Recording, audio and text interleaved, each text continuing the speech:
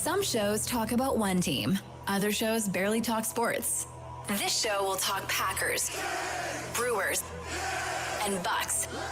Every day. It's Wisconsin Sports Daily with Steve Sparky Pfeiffer on the Wisconsin Sports Radio Network.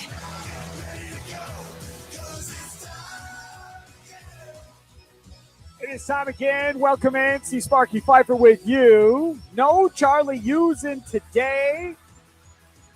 He is off getting married. No, I'm joking. He is going to a wedding and going to be in the wedding, but he himself is not the groom. Shocking development that I was not aware of before the show. Tommy Wirtz and I were talking earlier today about Charlie being off, and Aaron Morris producing today's show for Charlie, and then he'll be producing tomorrow morning for Garbedian on golf from 7 to 9, and then College Sports Weekly with Don Wachillis and Dan Underberg as well. And you've heard him throughout the week on the show. And Tommy said, "Where's Charlie?" I said, "Well, he's going to a wedding. He's in the wedding. He's had a horrible time trying to get his tux all set and everything else." Tommy looks at me deadpan and said, "I've never even been to a wedding." Okay. Never even been to a wedding. What's up with the people here? He's like mid-20s. I don't know how old he is. 26 maybe. He's 25, 26, something like that. Yeah, he's never been to a wedding. I don't understand. I was like, well, eventually, your friends will start getting married. You'll have like 4 or 5 weddings in the summer and things will get nuts and so forth. But I was kind of surprised. I said, hey, man, all I'm going to say is this. If you ever get married, you better make sure you get to a wedding before you have a wedding so you have an idea of what you want and don't want at said wedding, right? Well, I don't understand the not being at weddings thing. My mom's side of the family is pretty large. I've probably been to 20 plus weddings already in my life. Like, no, not even, and I've been in 2 or 3 of them already. Like, so that idea of not being in weddings or not going to weddings is totally foreign to me. Right. I could not. I mean, again, I'm older. So for me, it's like, what are we talking about? He's never been to a wedding. But again, I had, there he is. Man, I thought you were gone doing production. No, Tommy Wirtz. First of all, I'm hanging out. I'm doing production on this side just to support my guy, Aaron, make sure everything's good. No, I've never been to a wedding, man. I've been to a couple receptions. I explained it to you, right? I've never seen someone say "I do" to someone's face. Okay, so this is what I want to do. This is what I want to do. Oh, I hate this idea already. I want somebody to invite Tommy Wirtz to a wedding.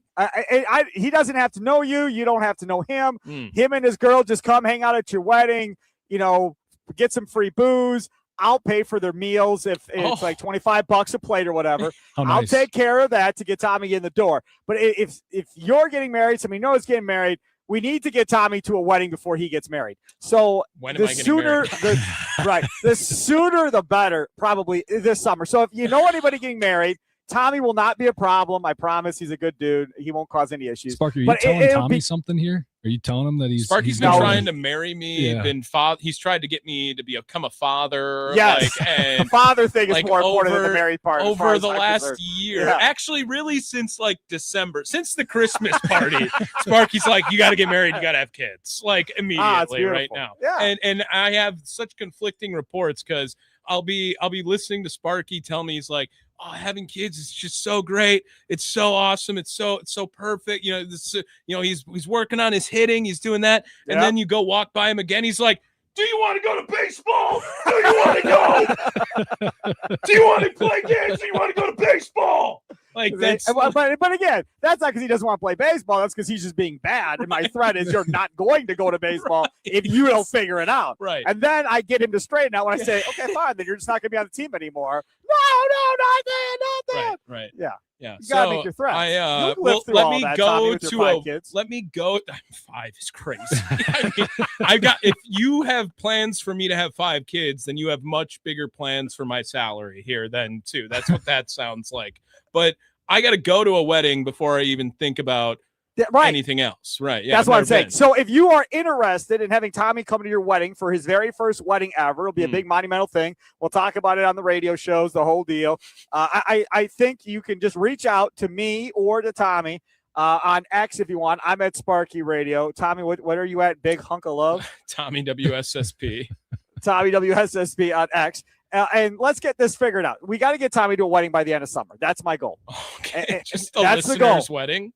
Yes, and every day on this show, I'm going to continue to do it until we get an invite for Tommy to go to somebody's wedding. And it doesn't matter where it is. If it's in Wausau, Tommy will come up. We'll come party in Wausau.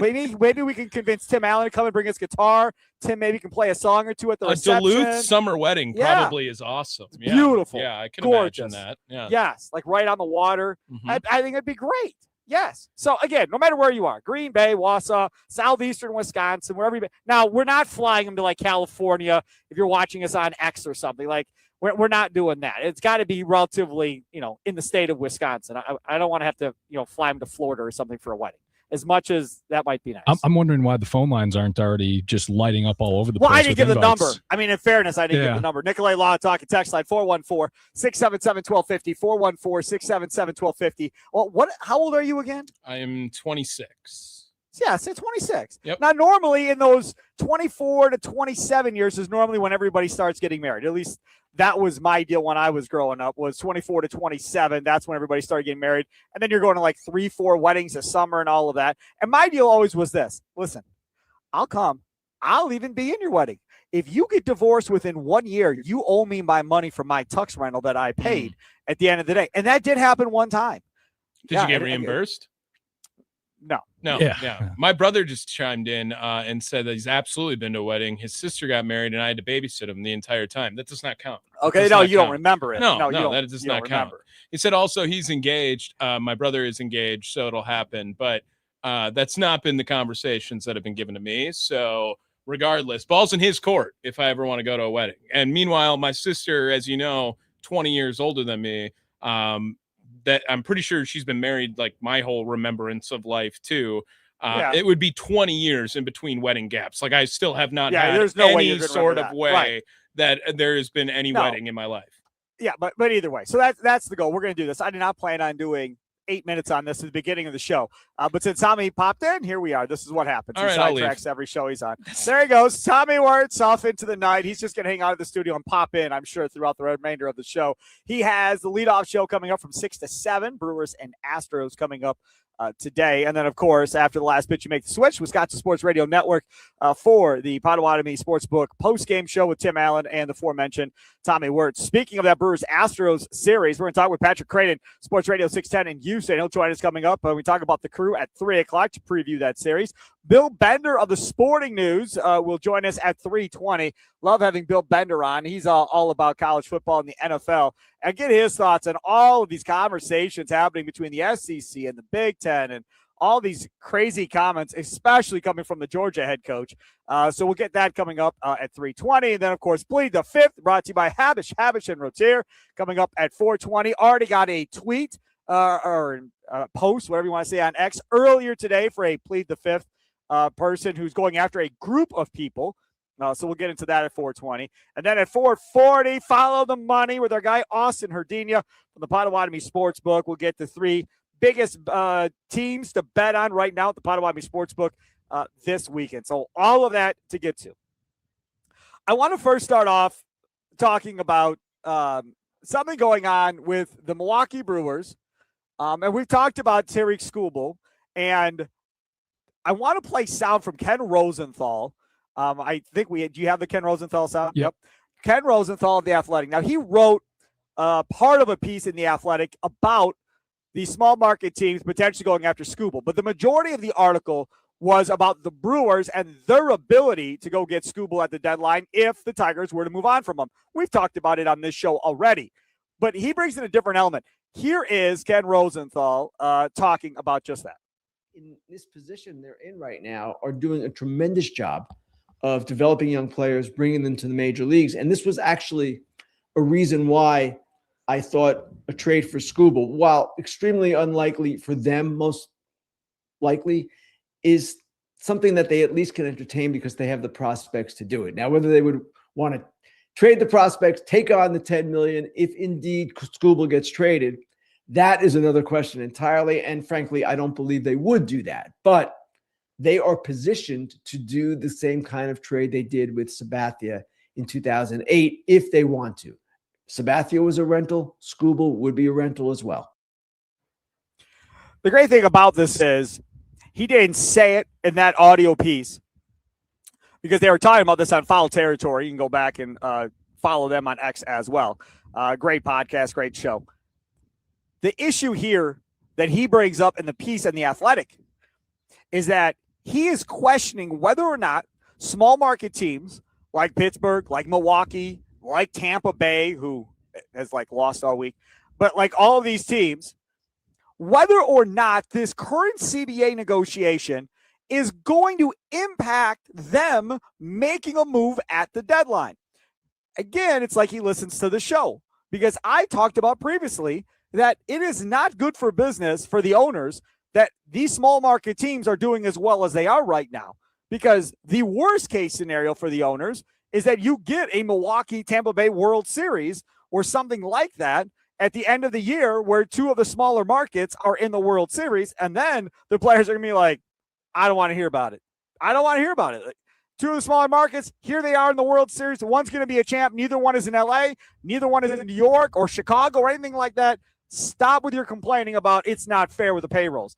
That's worst case. So from Rosenthal's perspective on this, he's saying, hey, guys, if you're involved in this CBA negotiation, and if, let's say, you're Mark, the owner of the Brewers, are you going to say, hey, no, we're not doing this for Scooble. No, not this year. No, we're not going to do it.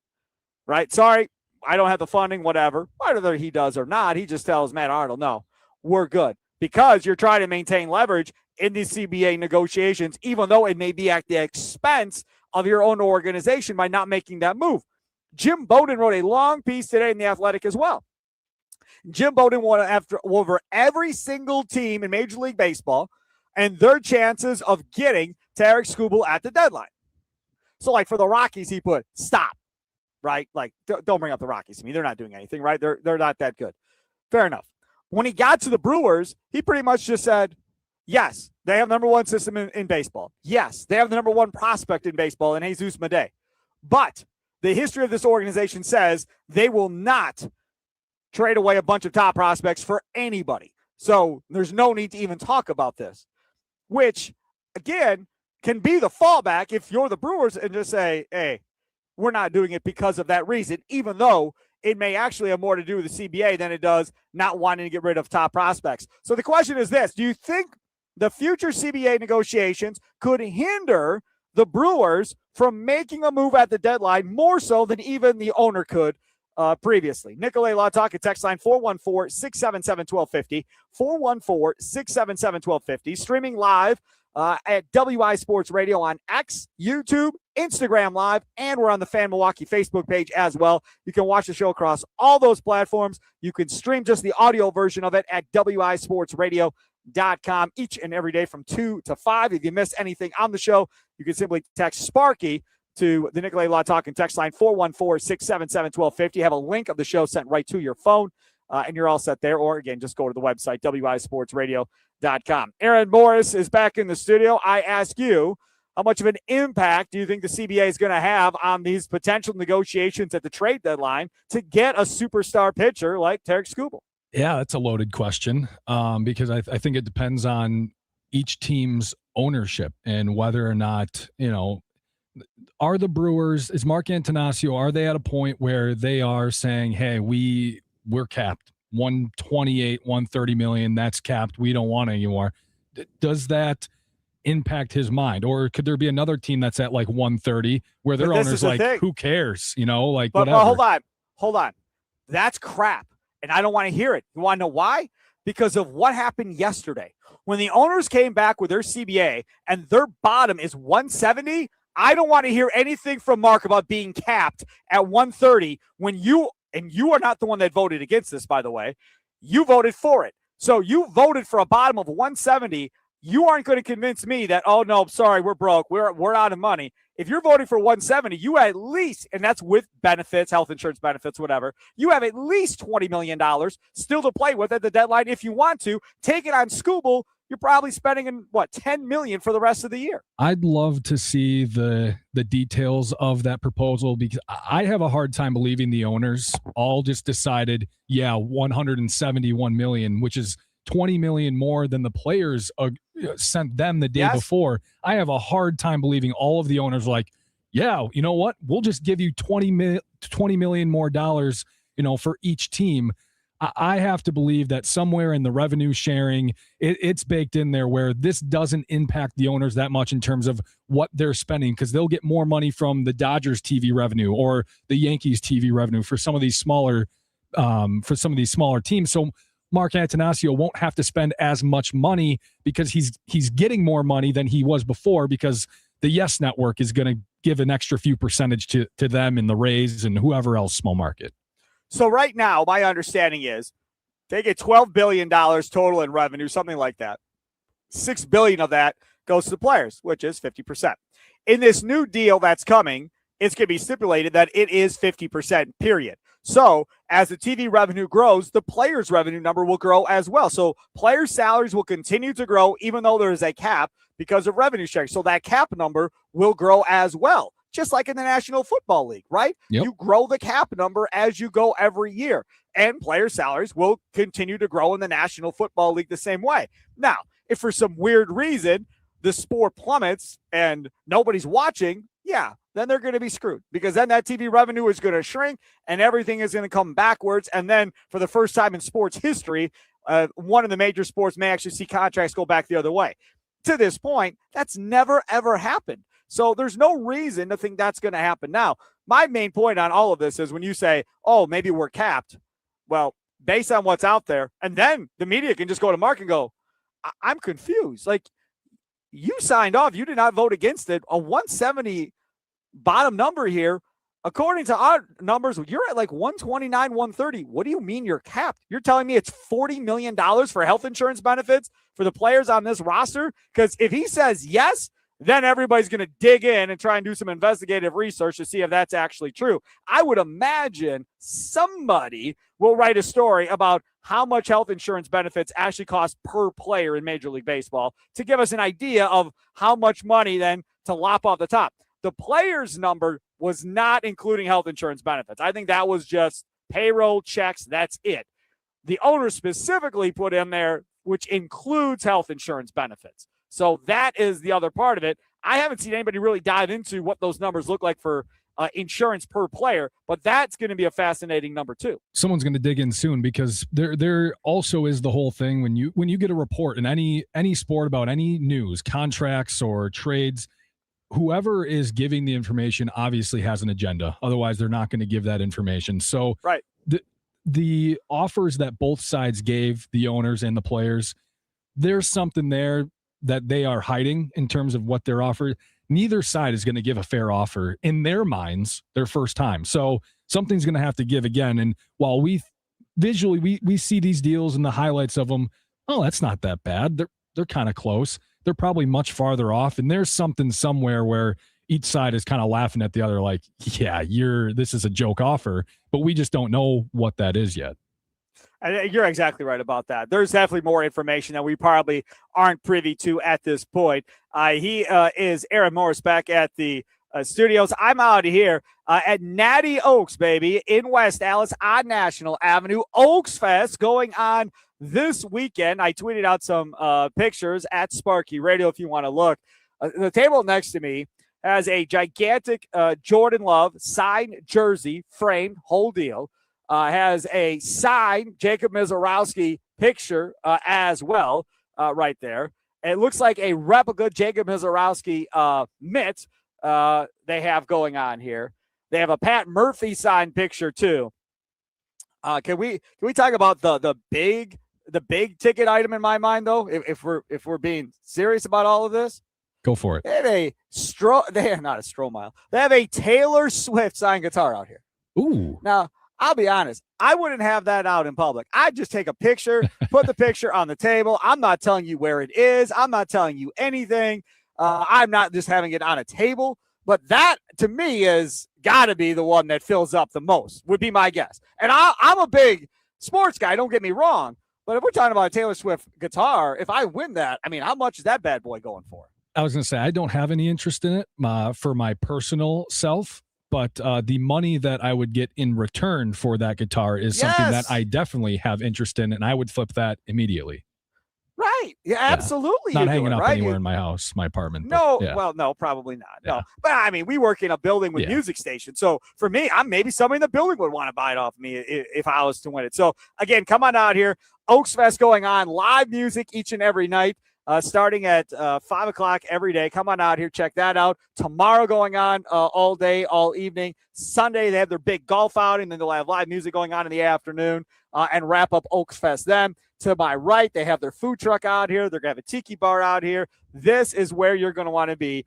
Natty Oaks in West Dallas on National Avenue. Come hang out with us. And, of course, they'll have the Brewers games on all weekend, so you can watch them and the Astros. Again, coming up, we'll talk with Patrick Creighton from Sports Radio 610 in Houston coming up at 3 o'clock.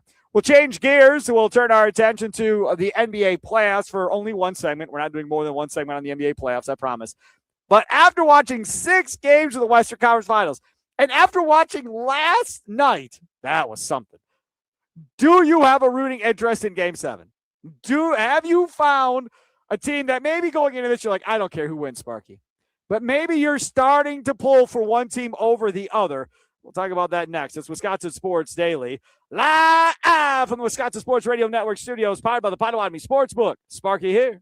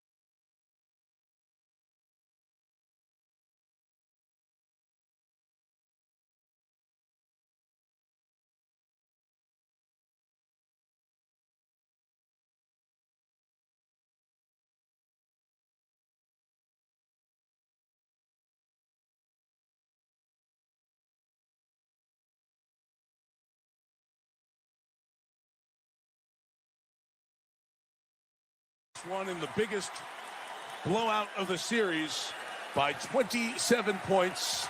The back-to-back MVP will face a Game 7. The Spurs have pulled it off, and there will be a 7th game. How about that? Mike Tirico on the call, a blowout as the San Antonio Spurs force a Game 7 over the Oklahoma City Thunder yesterday. An amazing game. Why was it an amazing game? Because you saw the San Antonio Spurs essentially turn into the bad boy Pistons in front of our eyes. That's pretty much what you saw. And there's a couple of different things that stood out. I saved them on X, so I didn't forget any of them of what was going on here. First of all, did you see the play by Wemby early in the game? It had to be first quarter or so. Lou Dort is running down the floor. Wemby is behind him, and Wemby literally reaches out, grabs him by his hair, and pulls him backward as he runs by him, Aaron. I mean, yeah, that's nuts. Do you hear that in the background? It's very faint, but it's the world's tiniest violin, and it's playing sad sorrow songs for Lou Dort. Yes, that's how I feel question about that. Yeah. Yes. I mean, absolutely crazy. Then later in the game, I think it was later in the game, I'm not sure what time it was at. SGA is just standing there, kind of like by the baseline. Carter Bryant is coming from the corner and literally drops his shoulder and runs through the dude like it was a football tackle. And SGA just goes flying in the air. And I was like, didn't damn, have to flop man. on that. That was not a fly. Yeah. Oh, he. But the Spurs were like, I don't care if we get teched up or not. To hell with this. We're not getting punked anymore. Well, SGA was going to be on the ground no matter what on the rebound attempt. So Carter Bryant was just doing a nice thing and helping him get there sooner. Yeah. Yeah, that's all. I mean, listen, and Carter Bryant went to the ground too. Yeah. You can't play one way, and then when it happens to you can't get mad about it. It was so good.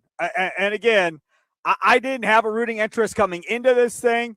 And I don't know necessarily if I have a rooting interest now, but I have a whole different level of respect for Mitch Johnson as coach of the San Antonio Spurs. And I look at Wemby completely different now than I did prior to this series. After watching 6 games now, the Western Conference Finals, do you have a rooting interest in Game 7 coming up? Nikolay Law Talking text line 414-677-1250, 414-677-1250. I'm trying to figure out if nationally people are digging Wemby, doing what he's doing, putting out a hit essentially, whispering to his guys to go take out McCain in Game 5, and then coming back in Game 6 and pulling dude's hair and yanking him back, and this now becoming an over-the-top physical deal for how the Spurs are handling the Thunder. And not only was it physical and over the top, the Thunder got blown out. Now, I'm not saying all of it has to do with them being physical, but man, De'Aaron Fox hit one shot in the entire freaking game. He wasn't even playing well. It wasn't like everybody was playing well for the Spurs, and can the Spurs actually play that well again? That wasn't it at all. And Wemby, yeah, he put up 26 and 10, 12, whatever it was, but he didn't put up 40 and 20. It wasn't superhuman Wemby, Superman, to hell with this. I'm just going to dominate. It wasn't a Giannis 50 piece to close out the Suns. He didn't do that. He played okay. He played better, obviously, than he did the last game. But, I mean, what you saw in that game is very easily duplicated, I think, for Game 7 going forward. I think it's easily duplicated by the Spurs. Let's go to the Nikolay Law Talking text line. Ram, north side of Milwaukee. You're up next here on Wisconsin Sports Daily with me, Steve Sparky Pfeiffer. What's up, Ram? Hey, thanks for taking my call, Sparky. I watched the game, and my best friend, that's his first cousin, Mitch Johnson, I grew up with. Really? Yeah. I knew John Johnson. He's from Wisconsin, went to Mesmer, played on that Seattle Supersonic team. But this is what I'm hearing, Sparky. Was it after Game 3? Popovich is in the gym with a whistle around his neck. So I heard Popovich was in the locker room at halftime. Yeah. As well. Either the last game, not yesterday, maybe the game before, 2 games ago, Popovich was there. Yeah. He's in the facility. So now whether he's sitting up in the box, but when they had practice, I was hearing that he's running the practice. Mitch is there, but that's still Pop still got credibility there. But I'm glad to see. I don't have a dog in this fight, but I don't like the flop team thing and the clear out. So they putting the physical guards on Shea. Those guys are bigger than him, like Castle, Vassal. I mean, I'm talking about Sparky. I'm not just talking about big. I'm talking about like 20 pounds heavier. And can you imagine you playing a game? Just play a pickup and somebody leaning on you all game. Are you asking me if I know how that feels? Like, you've seen me, man. You know how small I am. Yeah, I know what that feels like. Yeah. But can you imagine if you're just playing a pickup game, you got somebody leaning on you the whole game. That's all they're doing. They're just leaning, so that'll wear you. That'll wear you out. But I'm agreeing with you. I just think if Wemby just plays a game like that, they could win Game 7.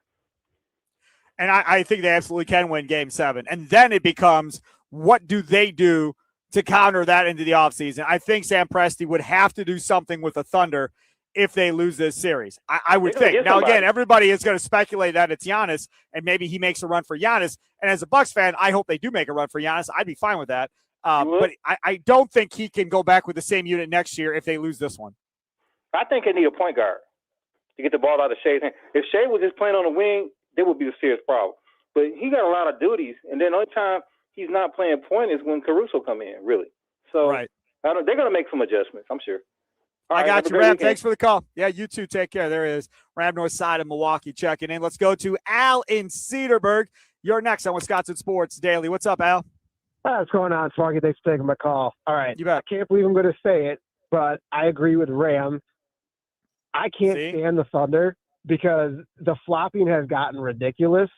And part of the reason why, yes, I have such a vested interest in this series now is I love what Wemby's doing. I love the physicality of it. This reminds me a little bit of some of the Knicks Heat series back in the 90s. And then, quite frankly, the physicality of it all and the ways this reminds you of the Eastern Conference Finals back in 2001 with the Bucks and Sixers. Like, it's just got that vibe to it. Now, I hope Game 7's a lot better as far as the outcome for the Spurs than it was the Bucks. But this is just great for the NBA. Like, it really is. And when you talk about viewership, like, I'm 38. I can appreciate old school basketball and what's changed the game, but the physicality of the sport is what's amazing. And Ram hit it on the head with the guards from Oklahoma City are like, they're just too small compared to what San Antonio has. And as you both talked about, the Thunder are going to pull the trigger on a Giannis deal if they get knocked out. I'm guaranteeing it. I think that's going to happen. So yeah, big vested interest. Great basketball. Absolutely right. Thanks for the call. Appreciate it. And see, that's the thing too, that has to be talked about. Right now, the talk for Giannis, and we'll dive into a little bit more in the next segment, but right now the talk for Giannis, a lot of the talk is Miami. There's been some talk of Boston. Now, I saw a report. I should pull up who it is here. 1 second. Let me pull it up. A report stating that this person's sources doesn't have Milwaukee and Boston talking at all right now. His name is Steve Boped. He says, while Giannis' situation remains fluid, a league source stated flatly there have been no direct talks between the Bucks and Boston. If he does not stay with Milwaukee, it's increasingly likely that this could wind up being solved with a deal involving multiple teams. And again, that's the same thing that I've been saying. That's going to be a several-team deal. Either way, if it's the Thunder are the ones getting them, even if an Eastern Conference team is involved. But if Giannis' eventual landing spot is the West, A+. I'm all in. Keep him out of the East. I'm fine with that. I got no problem. Go to the West, beat your brains in. Good luck getting through that murderer's row Western Conference as it has been for so long. I would be all in on that idea, Aaron. I think the Thunder have had the best offer for the last year and really one of two offers that I would accept if it was a 1-for-1 deal. Now the Thunder have they have better routes to trading for Giannis than I think the Spurs do. They can go with multiple different players attached as the money guys. They just have way more picks. So the only way that I'm doing a 1-for-1 is if it's with the Thunder, most likely. And even then, I feel like Chet is maybe the guy who's most likely to be traded. I think he's soft, and if the Bucks can find a way to reroute him to a third team and maybe they get something else instead of Chet, I think I would be in favor of that. Let's go to the Nicolay Law Talk and text line open for you as well. Do you have a rooting interest now? You've seen 6 games. You saw the Spurs really just physically beating up the Thunder last night. Do you have a team that you're now pulling for in Game 7? 414-677-1250, 414-677-1250. Matt P. texted in and says, if the Thunder are going to flop all the time, then I applaud Wemby making them earn their free throws.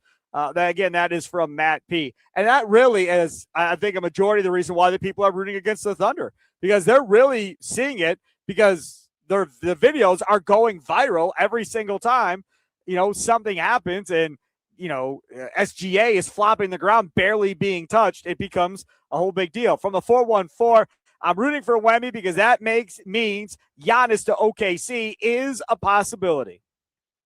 Yeah. There's multiple reasons, obviously, but Giannis going to OKC with a great draft pick package and a couple of promising young players that they have, that to me is the best case scenario for the Bucks. From the 414, Giannis can go to an East team. He will still get injured multiple times per season and not be a factor. I'm not going to say that. I'm not going to go there because I want to put that to the ill will on this dude one way or the other. I mean, the man won a championship for Milwaukee for the Bucks. We got to experience a championship parade, got to experience being the best in the world. A majority of us never thought we'd see it in our lifetime. I'm not going to sit here and go, oh, he's going to be hurt all the time.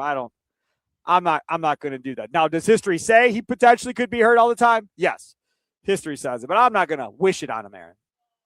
I think I'm rooting for the Thunder.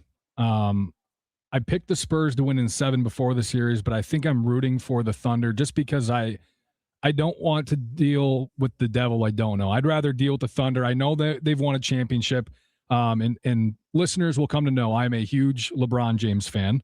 And, I'm sorry. Yeah, and I just think Wemby winning a title this early is just going to open the floodgates in terms of how he's the greatest player ever, and yes, and I don't want to deal with that. So I guess I'm gonna root for the Thunder, even though I don't want to.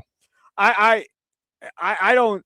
Again, you have no idea what the future holds as far as what freak athletes are coming, and maybe there's somebody freakier than Wemby. This dude has every opportunity to win a handful of rings, no question. He has every opportunity to lead the league in scoring. He has every opportunity, if he so chooses, to lead the league in rebounding. He has every opportunity, if he so chooses, to throw a triple-double up a year, if that's the route he wants to try to go. He can literally do anything. The biggest thing to me on Wemby is, can he stay healthy his whole career? Because he still is not that big. Now, he added some weight in the offseason, which is good. I still am concerned about his health and how that looks going forward. Because you're seeing Giannis. I mean, as he's getting older, he's starting to break down more and more and more. And when you are that type of athlete and you're taking that type of pounding, and Wemby's going to be no different because he's dealing inside too. He's getting with the elbows and all that stuff. The wear and tear eventually catches up with you. And that's what makes LeBron James such a crazy specimen, player, whatever, that a lot of his game is being physical, going to the rim, going through contact and taking all of that, and still being relatively healthy and being able to play year in and year out, year in and year out. Now, the thing that's always going to be held against LeBron is that he went out and put together super teams to try to win rings. That will always be held against him. If Wemby goes the Tim Duncan route and never leaves San Antonio, stays, and wins as many rings to say as LeBron, they're going to put him above LeBron. Like, I don't think there's any chance they're not going to. If Wemby never loses an NBA Finals, he's going to be up there with Jordan before this is all said and done if he ends up with 5 or 6 rings. But if he ends up like LeBron and loses a couple of finals, then he'll never get to that Jordan level either, probably, with a lot of people, Aaron. Not enough time for me, I think, to go through this conversation. I have a lot to add in that whole, the LeBron best player, is he not conversation. But yeah, that's really my main reason for not wanting Wemby to advance to a finals. Because whoever wins this game tomorrow is going to win the finals. I don't believe the Knicks really have a shot. They'll maybe win a game. It'll be five games and up. This is the finals to me. And I just don't want Wemby to get that title so early, and then he has all that time to keep adding on and adding on and adding on. if New York wins the title, it's going to be the longest offseason in the history of man. We won't be able to turn on any television shows, any sports shows, or really national radio. It's going to be awful. They still talk about 99 like they won a title and as the greatest team ever. Yes. No, I don't. No, we cannot have New York win it no matter what happens. As long as the Knicks don't win it, I think everything will be fine. He is our guy over there, other side of the glass. Aaron Morse filling in for our guy Charlie Usen today. Appreciate him filling in, obviously. Charlie will be back on Monday. Coming up still, let's talk about the crew. Patrick Creighton, Sports Radio 610 in Houston, preview the Brewers Astros series at 3. Bill Bender of the Sporting News. We'll talk about all this crazy talk coming from the SEC and the Big Ten about splitting off from the NCAA. All of that straight ahead. Hey, don't forget, step up to the plate. Take a shot at winning major prizes and the $300,000 Big League Series at Potawatomi Casino Hotel, Milwaukee. April through June, you can win a share of $300,000 in prizes. Our monthly promo entries count towards the grand finale drawings on June 26th. Get triple the entries during Brewers home games and score one of 3 all-new Toyota vehicles. More info online. Must be 21 and rewards member to play. Only at Potawatomi. It's Wisconsin Sports Daily, live from the Wisconsin Sports Radio Network studios, powered by the Potawatomi Sportsbook. Sparky with you out here at Natty Oaks for Oaks Fest right here on National Avenue in West Dallas.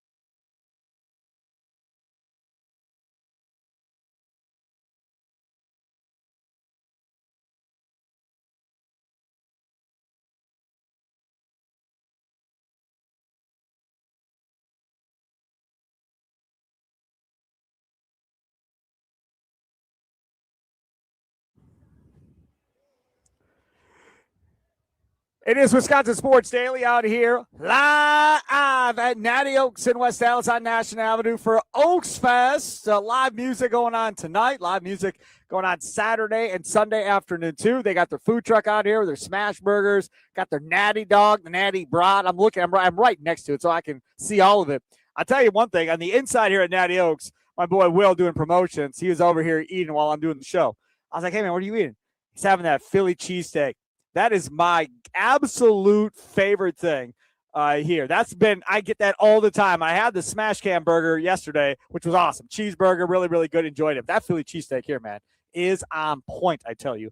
It's coming on here to Natty Oaks. Hang out, check it out, enjoy some music, enjoy the beautiful weather. Huge outdoor patio and deck area you can sit under as well. A lot of fun. Again, park on the street, walk on up, and enjoy it. And you can see us broadcasting as you drive by right from the street as well. I got some text messages coming in the Nicolay Law Talking text line. We were talking about the Thunder. If they lose, that very well could open up a possibility for Giannis to potentially get moved to Oklahoma City if Giannis decides he doesn't want to be here. From the 262, I don't want Chet. We had a team built around Bogut and couldn't get it done, and I think he was a better all-around center than Chet. It's honestly a joke. Chet made an all-star team or an all-NBA team. Absolute joke. Can I say something real quick? You're damn right. I don't want Chet Holmgren either. I'm with you. I don't want him. I have no interest in Chet Holmgren on this Bucks team whatsoever. So if Chet Holmgren is the centerpiece, that's going to change probably my perspective on what this is going to look like at the end of the day. If there are others coming from that team, I'd be willing to listen. But the thing that Oklahoma City has, to me, that's the biggest thing, is the amount of draft capital that they have. And a lot of it is from other teams that may not be that good. Those are the picks that you're looking to get and take advantage of. Because if I trade Giannis to, say, Miami, and I get back Tyler Hero, don't want him. If I get back Tyler Hero and I get back these other guys, and then I get back 2 or 3 ones, well, what good is that going to do me? If Giannis goes to Miami, they're not going to suck, right? I mean, they could, I guess, if he were to get hurt, but odds are wherever Giannis goes, they're going to be good. If I trade him to Oklahoma City is going to be really good. They're going to be in the Western Conference Finals. They're going to be competing against San Antonio every year probably. That's what it's going to look like. I don't care about their number one picks. The number one picks I want are from teams that aren't that good. That's what I want. Even with the flattened odds of the new lottery system and all that other stuff that is going on in the NBA, I want the bad team picks. So whatever team trades for him, whoever has the best picks from bad teams currently in the future for the next 3 or 4 years, that's what I want. I don't have to have a number one pick this year in order for it to matter. I don't have to have that. It could be a first-round pick in 28, first-round pick in 29, first-round pick in 30. That's fine. It doesn't have to be this year. No, it doesn't. That's Wisconsin Sports Daily, broadcasting live from Wisconsin Sports Radio Network studios, powered by the Potawatomi Sportsbook. Thanks for tuning around the beautiful state of Wisconsin, WNFL in Green Bay, the game in Duluth Superior, and the game in Wausau. And, of course, 1250 AM and 105.7 FM, The Fan in Milwaukee. Appreciate it. A bunch coming up in the next hour. We will talk about the Brewers. Let's talk about the crew. Patrick Creighton, Sports Radio 610 in Houston. He does nights there, done some sports talk radio. Get his thoughts on this series with the Brewers and the Astros. Bill Bender of the Sporting News comes up at 3:20. We talk about the SEC and Big Ten, talking about potentially splitting from the NCAA tournament. And then normally it's Charlie Sounds of the Day. Today is Aaron's Sounds of the Day, coming up at 3:40. Up next, we'll talk with Patrick Creighton of Sports Radio 610 in Houston right here on Wisconsin Sports Daily.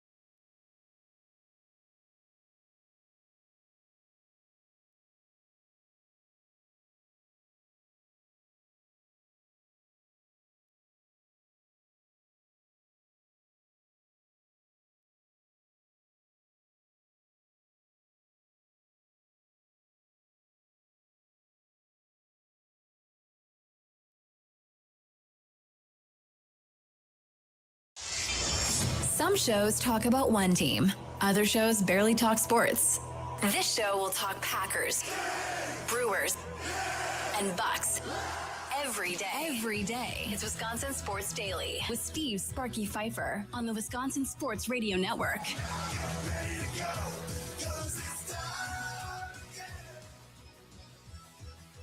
Welcome in. Thanks for tuning in. Appreciate you listening all over Wisconsin, Wausau, Duluth, Superior, Green Bay, Appleton, and Fox Valley, southeastern Wisconsin. Filling in today for Charlie Usen, my producer. He is Aaron Morse. First week on the job. Stellar first hour. No mistakes. Was rock solid. Nicely done, Aaron. So they say, or so they don't know, maybe. Well, as far as I know, yeah. It was clean to me. That's all that matters. As long as we don't tell them there's a mistake, they don't know. Right? Correct. Yeah. Absolutely correct. Yes. All right. It is the top of the 3 o'clock hour. Still to come, Bill Bender of the Sporting News. We'll talk about all this nonsense coming from the SEC and the Big Ten about potentially splitting off from the NCAA, expanding playoffs, all that stuff. That comes up at 3:20. Normally, Charlie's Sounds of the Day at 3:40. Today, it'll be Aaron's Sounds of the Day coming up at 3:40. Looking forward to that. But now, it's the top of 3 o'clock hour. What do we do, Aaron?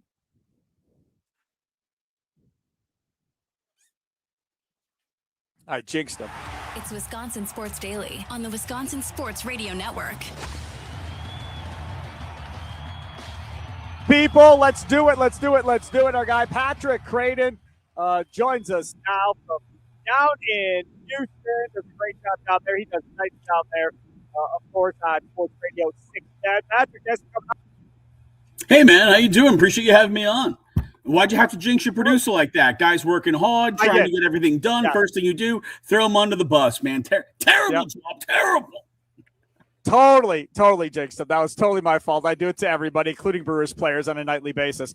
Okay, so let's talk about the Houston Astros and where we're at. I mean, there is a little bit of a history if we want to go back between the Brewers and the Astros. Obviously, that's where the Brewers got David Stearns from that replaced Doug Melvin. And really kind of got on this run of the golden era, I guess. He was the one that got forced, and I'm going to tell you this truthfully, he got forced into taking that trader, Craig Counsell, as his manager back then because Doug Melvin put Counsell in as the interim. The owner of this Brewers team told David Stearns he wants to have him be the manager for at least a year, and then David Stearns could figure something else out if he didn't want to have him after a year. That ended up working out good enough, and they go to the playoffs every year. They win divisions. They don't do more than that usually, but they go. And we've maintained that consistency now with Matt Arnold. Now, the Houston Astros, on the other hand, y'all got something else going on down there. I mean, yeah, you got the championship, you got cheating scandal, you got all of that. But now I'm hearing rumblings of, well, maybe the Astros break it up at the trade deadline. Maybe things are about to change in Houston again. What can you tell us about the Astros? Hey, number one, I think what the Brewers have done is incredibly impressive. And for all the credit that Craig Counsell used to get for how well the Brewers did, with a smaller payroll, well, it's worked just as well without him. I think that says a lot about the Brewers organization and how well that they're run.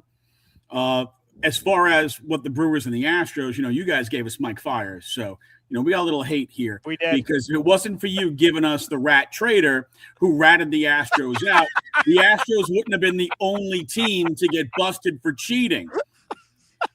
What do you mean the only team? Are you saying you think everybody around baseball did what you guys were doing? I don't hear trash cans at American Family Field getting smacked during games. No, we were the only ones who did trash cans, but everybody had the room full of guys in the khakis stealing the signs and sending them down. Some teams used Apple Watches. Some teams used a dugout phone. One team particularly had their manager go on MLB Network and say, yeah, the sign would come down from the booth to the dugout to the guy at the plate. Oh, wait, I mean the guy at second base. But basically, look, every team was doing it because baseball didn't care. Baseball swept it under the rug. It's no different than when everybody was doing steroids. Baseball didn't care until they did. But that being said, the Astros right now are in a very interesting spot because they're finally starting to show signs of life. They've won 9 of 13. And interestingly enough, this run started with a start by Spencer Arrighetti, who pitched tremendously well. And then after that start said, hey, you know what? I know it's crazy to think of where we are that I'm going to say this, but I believe in this team and we're going to turn it around. And you know what? They have. They absolutely have. And a lot of it has to do with the fact that they've started to get a little healthier. They got Jeremy Pena back, all-star shortstop. You got Jake Myers back, one of the best defensive center fielders in baseball. They got Nate Pearson back, so they have a guy finally in the pen who comes out and throws 98 miles an hour. We don't have Jacob Mizorowski. But, they didn't have anybody in the pen who could throw 96, let alone throwing 98, 100, and Pearson gives them that. Josh Hader is going to make his final rehab appearance tonight. It's a back-to-back. And then they're looking to bring him back in and bringing in an all-star closer. Hunter Brown, maybe 2 to 3 weeks away, and maybe Jose Altuve right around that same window. They're actually getting healthier, and you're seeing it in their performance. So this team, while they're still 6 games under 500 because they dug themselves a heck of a hole, the pitching has normalized. And in the beginning, the first 6 weeks of the year, the Astros couldn't pitch, the A's can't pitch, the Mariners can't hit, and the Rangers can't hit. So in the AL worst, where nobody's over 500, you're still in it at 2.5 back. Yeah, that is crazy. You talk about Arrighetti, I got a big smile on my face. I got my fantasy team. I've had him all year. So I know all about Arrighetti. That dude's been rolling. He's a stud. And, again, when you play fantasy baseball, you know rosters, rotations because you're constantly streaming, changing players in and out every day. So you have a good idea about, like, Tang with the Astros and these guys. With the Astros starting pitching rotation, like for the Brewers, for instance, right?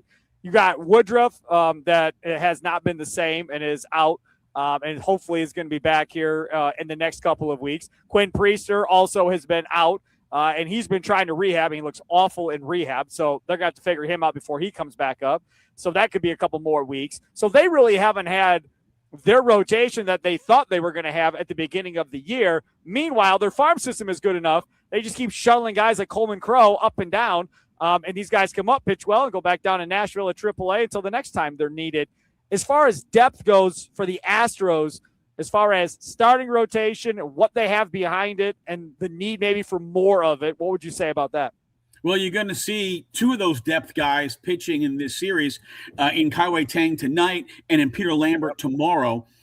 Tang was a guy they brought in because he had options and he was cheap. And they figured, hey, we'll put him in the bullpen. He was a guy who really didn't have a lot of success last year as a starter in San Francisco, but got in the Astros lab, and it has worked really well, and he has gotten better with each start. Peter Lambert's another guy who, they kind of got him off the scrap heap. He didn't even make the team out of spring training. He winds up getting released, and they bring him back into the organization in the minor leagues, bring him back up, and he's pitched really well. Neither one of those guys were supposed to be in the rotation, yet here we are. You're going to see 2 of those guys, and both of them have pitched pretty well so far, and it's really helped the Astros who, look, the first 6 weeks of the season, they were the worst pitching staff in the league. They were the worst rotation. They were the worst bullpen. And these are 2 of the guys who have just helped stabilize that rotation, getting guys just, hey, can I get 5 innings? Sometimes can I even get 6 innings? Because they were getting a lot of 2 and 3 inning starts, and the pen was getting worked out. So you're going to see what their depth is right here in this series. When you talk about this Astros team, and you're talking about them being in the NL worst, I'm Patrick Lambert here about the Astros on Wisconsin Sports Daily. I call you Lambert. Is that what I just said? You did, but you also said we were in the NL worst, so it's okay. We know what you meant. Yeah, the AL worst 2 times. Yeah. See, Jinxie, my producer, now has come back to jinx me as well.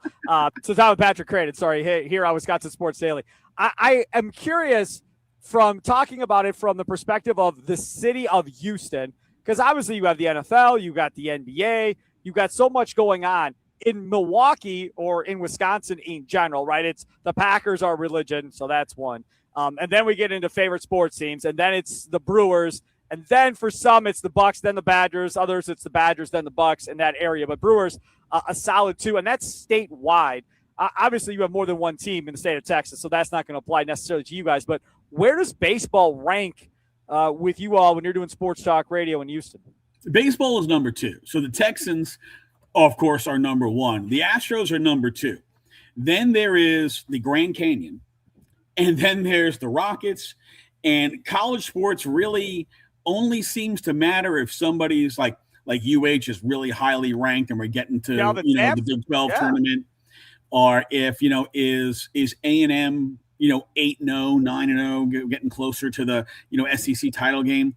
Otherwise, college sports is really kind of a back burner, which was really surprised me when I first moved down here 13 years ago. That, you got A&M, you've got UT, you got UH, so you got all these schools here, but they kind of take a back seat. Everything takes a back seat to the Houston Texans. But the Astros, because of how good they've been and what we call this golden era of Astros baseball, they are a very solid number 2. And then it's okay. Now we'll traverse a desert before we get to anything else. It's unfortunate because the Rockets they're a pretty good team this year. You have 50 plus wins, but they just haven't been. People didn't really believe in the Rockets because of the injuries that they had. Whereas even with the injuries the Astros have had, there's still a ton of interest in the Astros. Obviously, payroll not an issue in Houston for the Astros, like it may be in smaller markets like Milwaukee. So when you have this whole big CBA discussion going on and a potential salary cap, most people in Milwaukee are like, yes, please get us a salary cap and kind of force the gap to be closed. Where are you guys on that? Are you guys pro salary cap in baseball or think it's overblown?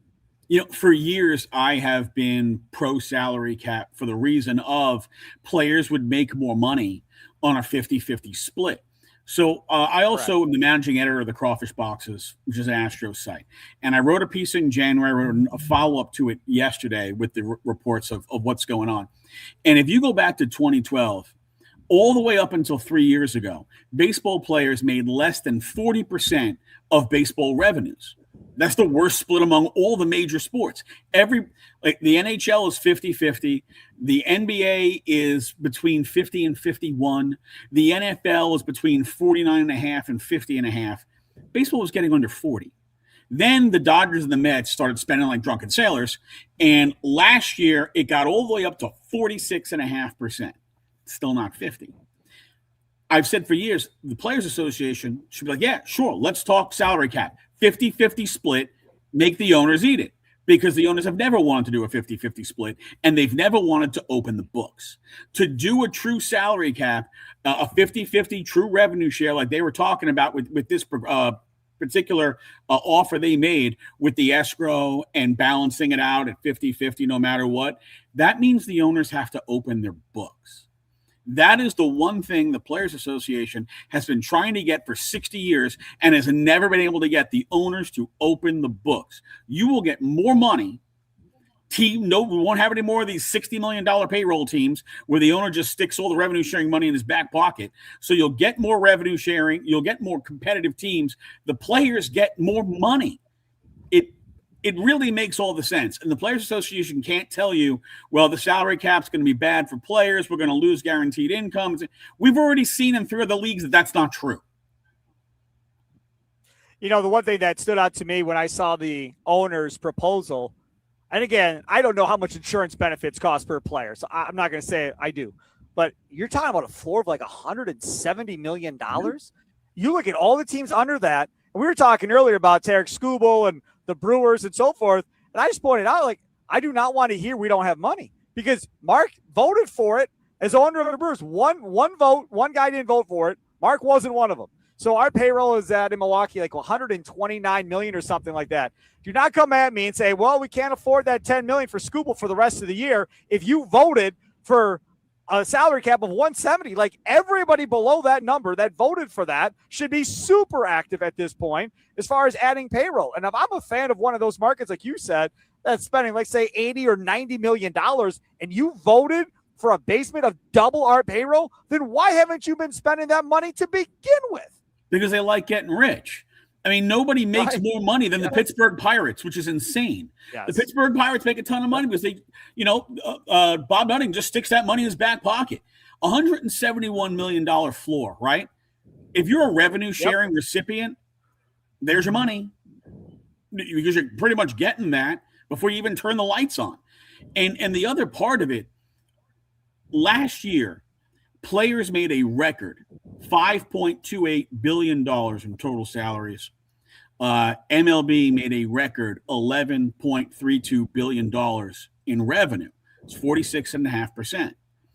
If you take every team at the 171 floor, it's $5.18 billion.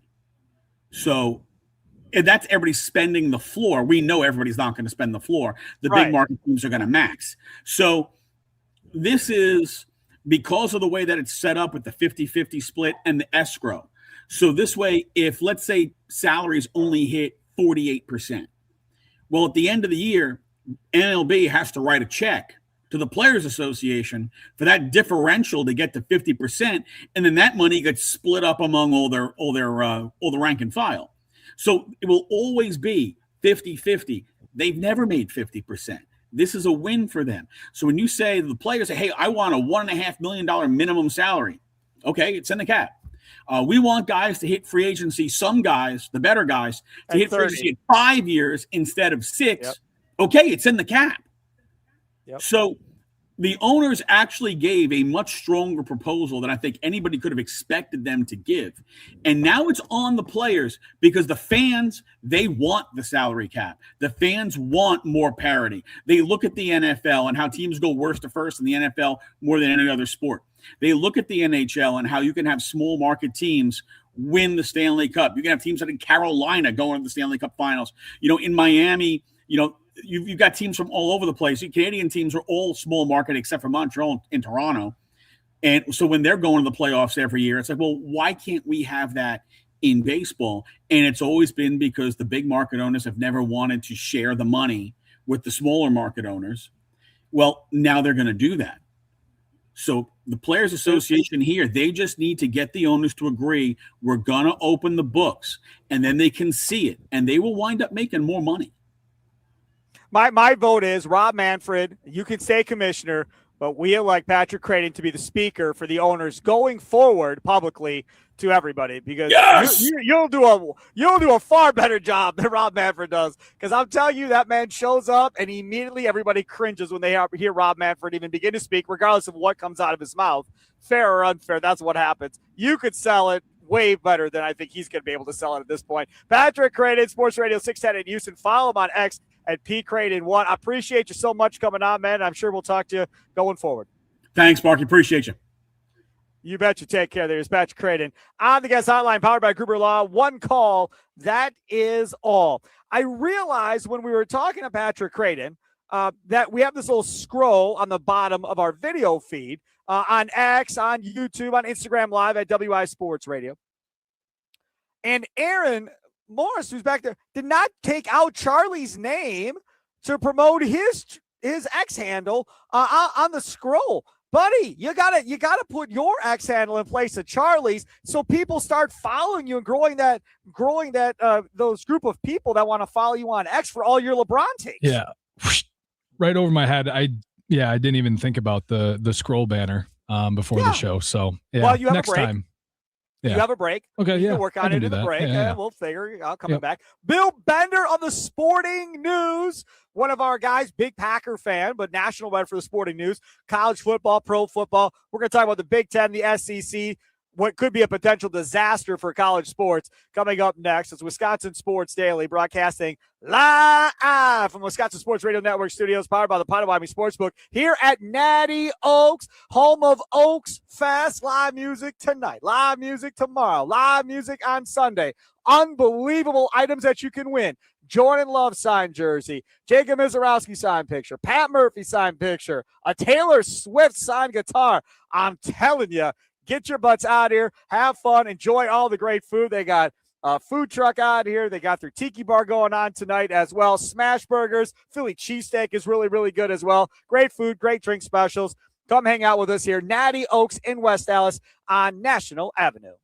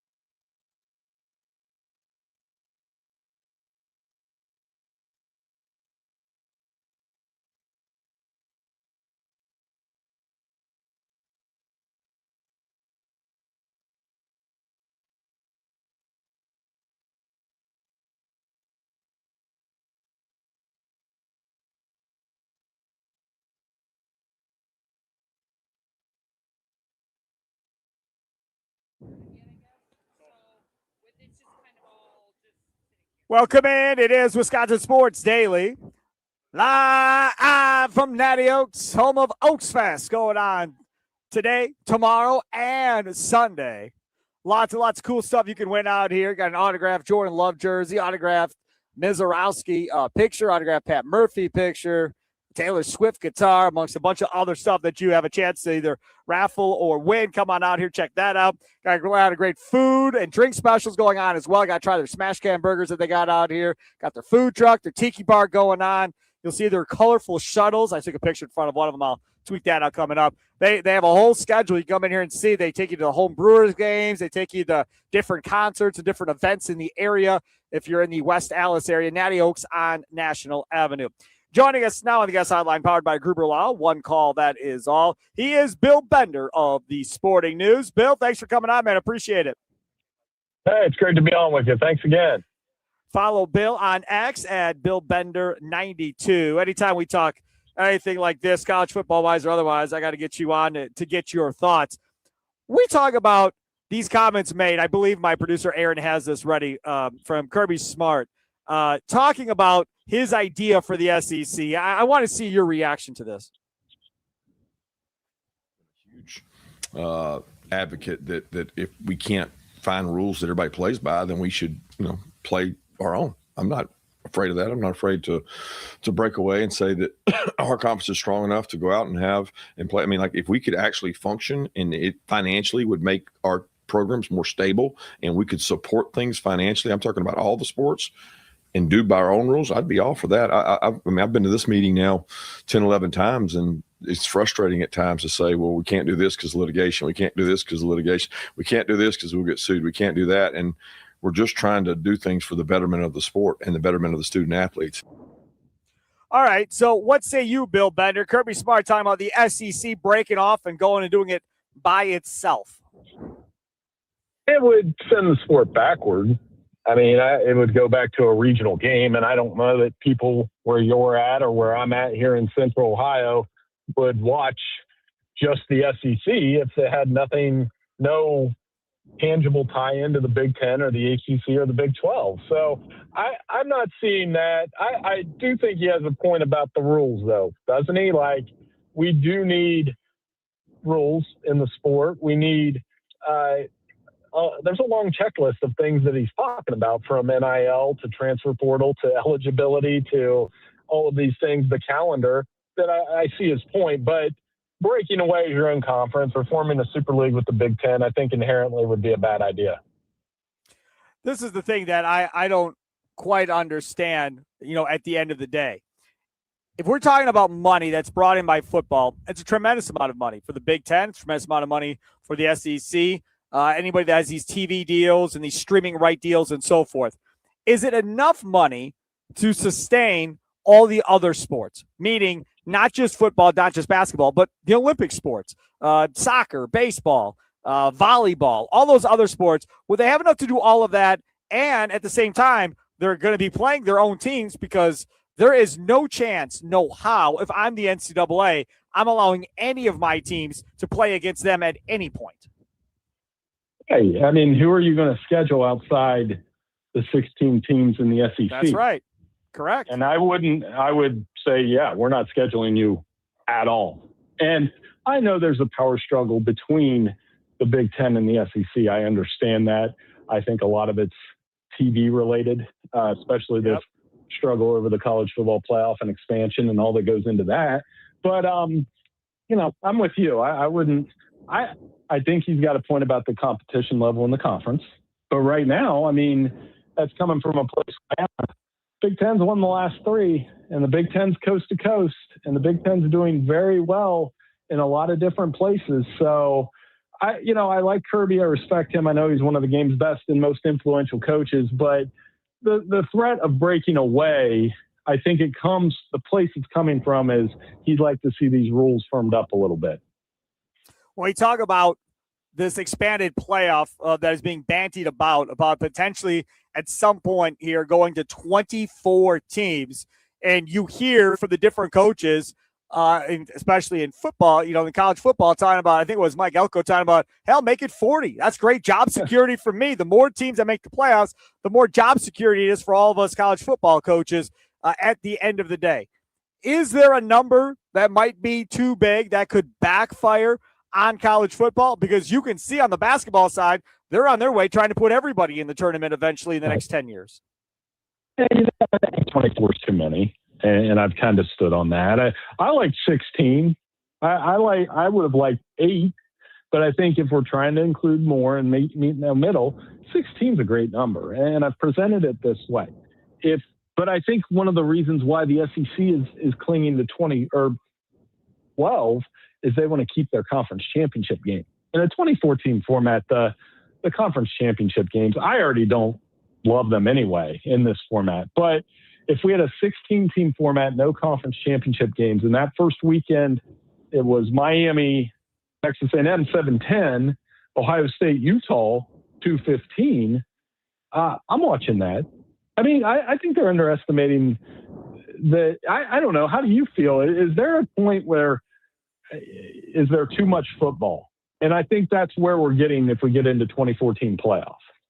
I don't even know if it's that. I think it has more to do with the idea of how important does the regular season become or not become. And I saw Lane Kiffin, what he said the other day about there's too much human element in this thing. I agree 100%. I love the BCS computer. Put the formula in, give it to all the ADs and coaches so they understand the formula and where everything is being pulled from, and that dictates who makes it or who doesn't make it. But the more teams you add to this thing, say it's 24, well, now all of a sudden, because the Badgers are in the Big Ten, they lose 2 games.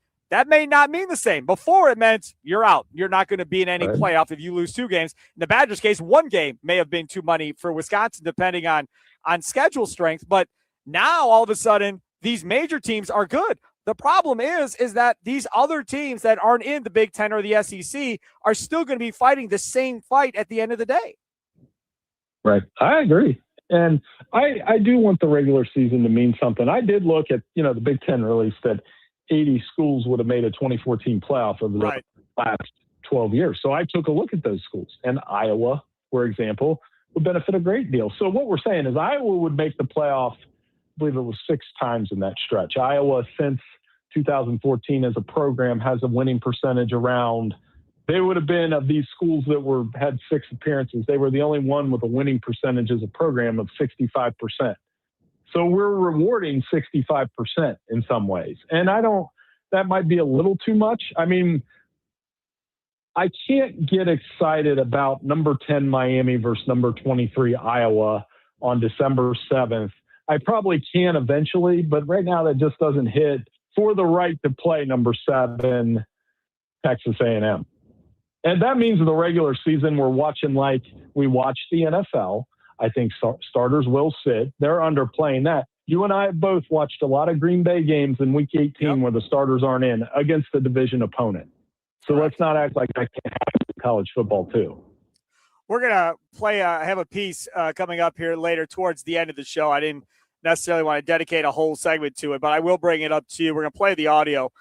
Ted Cruz, up there in D.C., has this idea for a bill that essentially will disallow coaches and coordinators from interviewing or talking to other teams until their postseason is officially over because of what happened with Lane Kiffin. And they may even call it the Lane Kiffin rule, which, again, I'm fine with. I don't have a problem with. But if you're going to make that rule, then that transfer portal window needs to be moved till after the postseason is done, because that had a bigger impact than any coach leaving when you start losing guys that are heading to the transfer portal, or you already have guys sitting out for the draft, and now you're having even more guys leaving for the transfer portal because there's more money waiting if they leave early to go sign with another team. I think that also has to be moved. What do you feel about both of those things?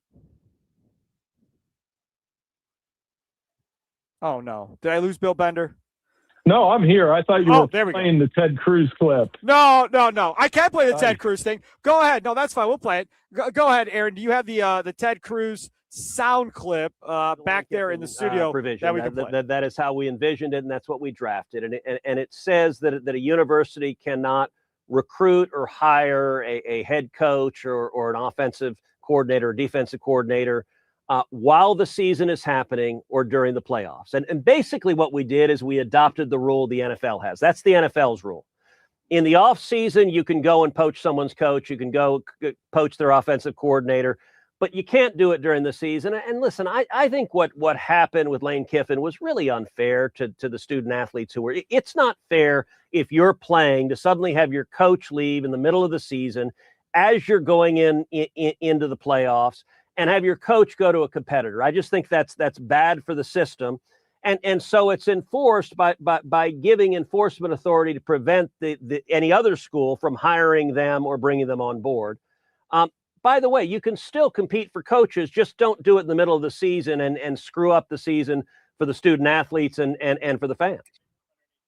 All right, Bill Bender, what say you? Yeah, I'm on board with a lot of that. And I think, when a coach gets fired in the NFL in week 5 and they have the bad start, sometimes you see them show up at another NFL team. I'm trying to think of an example like Robert Saleh. Remember, he gets fired and then he was on a sideline during a practice. That's fine. But I think you wait. Every team has an interim coach, then they hire their guy the next year. Sometime the interim guy works into it, like Pete Golding did at Ole Miss. But I don't think Lane Kiffin, you can't. It is a good rule that you can't hire, like LSU should be hiring him. And I don't think they anticipated the playoff. At the time, I didn't really have a problem with Lane Kiffin leaving for LSU because I'm going to be honest. I think you're positioned to win a national championship better at LSU than Ole Miss. By how much, that's subject to debate. But it did throw off. It became the dominant storyline of the season. It really has become the dominant storyline of the last couple of weeks since the Vanity Fair article. And you know what? There's a Lane Kiffin threshold that I think can be reached. And probably for me personally, he's a really good football coach, but I don't need to know his every move on social media. That's just me. Yeah, but it allows all the other kids that he's recruiting to know his every move on social media. I don't know if it helps or hurt his brain. It probably helps his brain with the kids, if we're being honest at the end of the day. What about the transfer portal happening right there before the playoffs and the bowl games? Yeah, here's a couple things. Can we regulate that so we don't have players in the playoff transferring? I didn't think we'd live in that world 5 years ago. You know what I mean? I just didn't think that a guy that was on a playoff team would go to another school during the playoffs. And that's happening. I don't know if we need that happening. That will continue to happen in the 2014 playoffs. I posed the question that what if we have a potential first-round pick from, let's use Jordan Love's school, for example. Utah State gets in the playoff. They have a first-round pick that's like a corner. Does he opt out if they're a 28-point underdog? Not out of the question. So I think those are some things that would probably need to be in the writing in contract that guys can't opt out of those playoff games. And I think that's something to consider. And that won't happen until we have collective bargaining for the student athletes. Do you know what I'm waiting for? I'm waiting for projected first-round picks in the NFL draft to not go to the draft because they can make more in NIL money sitting in school for another year than they could their rookie year in the NFL. Not out of the question either. And I think that's the root of Kirby's comments too. He knows that, and these coaches know that, and it's become harder to retain a roster when you have to re-recruit it after 1 year. Certain schools have more advantages than others. The arm race has gotten out of hand.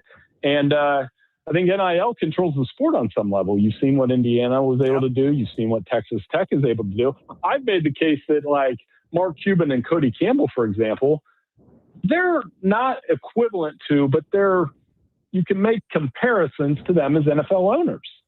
So we're just in a very strange time off the field. Still think of the on the field products really fun, but off the field, man, it can be exhausting. He is Bill Bender of the Sporting News. Again, follow him on X at BillBender92. He is amazing. That's what we have him on all the time. Bill, thanks so much for coming on, man. I appreciate it. Hey, anytime. Thanks for having me on. I appreciate you. Take care. You betcha. There he is, Bill Bender, joining us on the guest hotline. Powered by Gruber Law. One call, that's all. Normally, Charlie's Sounds of the Day would be coming up next. Instead, it'll be Aaron's Sounds of the Day coming up next. Can't wait to see what he has. Don't forget, Wendy's invited the iconic spicy chicken sandwich. Wendy's new spicy chicken sandwich is crispier, more flavor-packed than ever. And the breading, even crispier. Flavor inside and loud outside. Nine peppers and spices. Give it that bold, layered heat. Wendy's Spicy Chicken. Order in the Wendy's app today.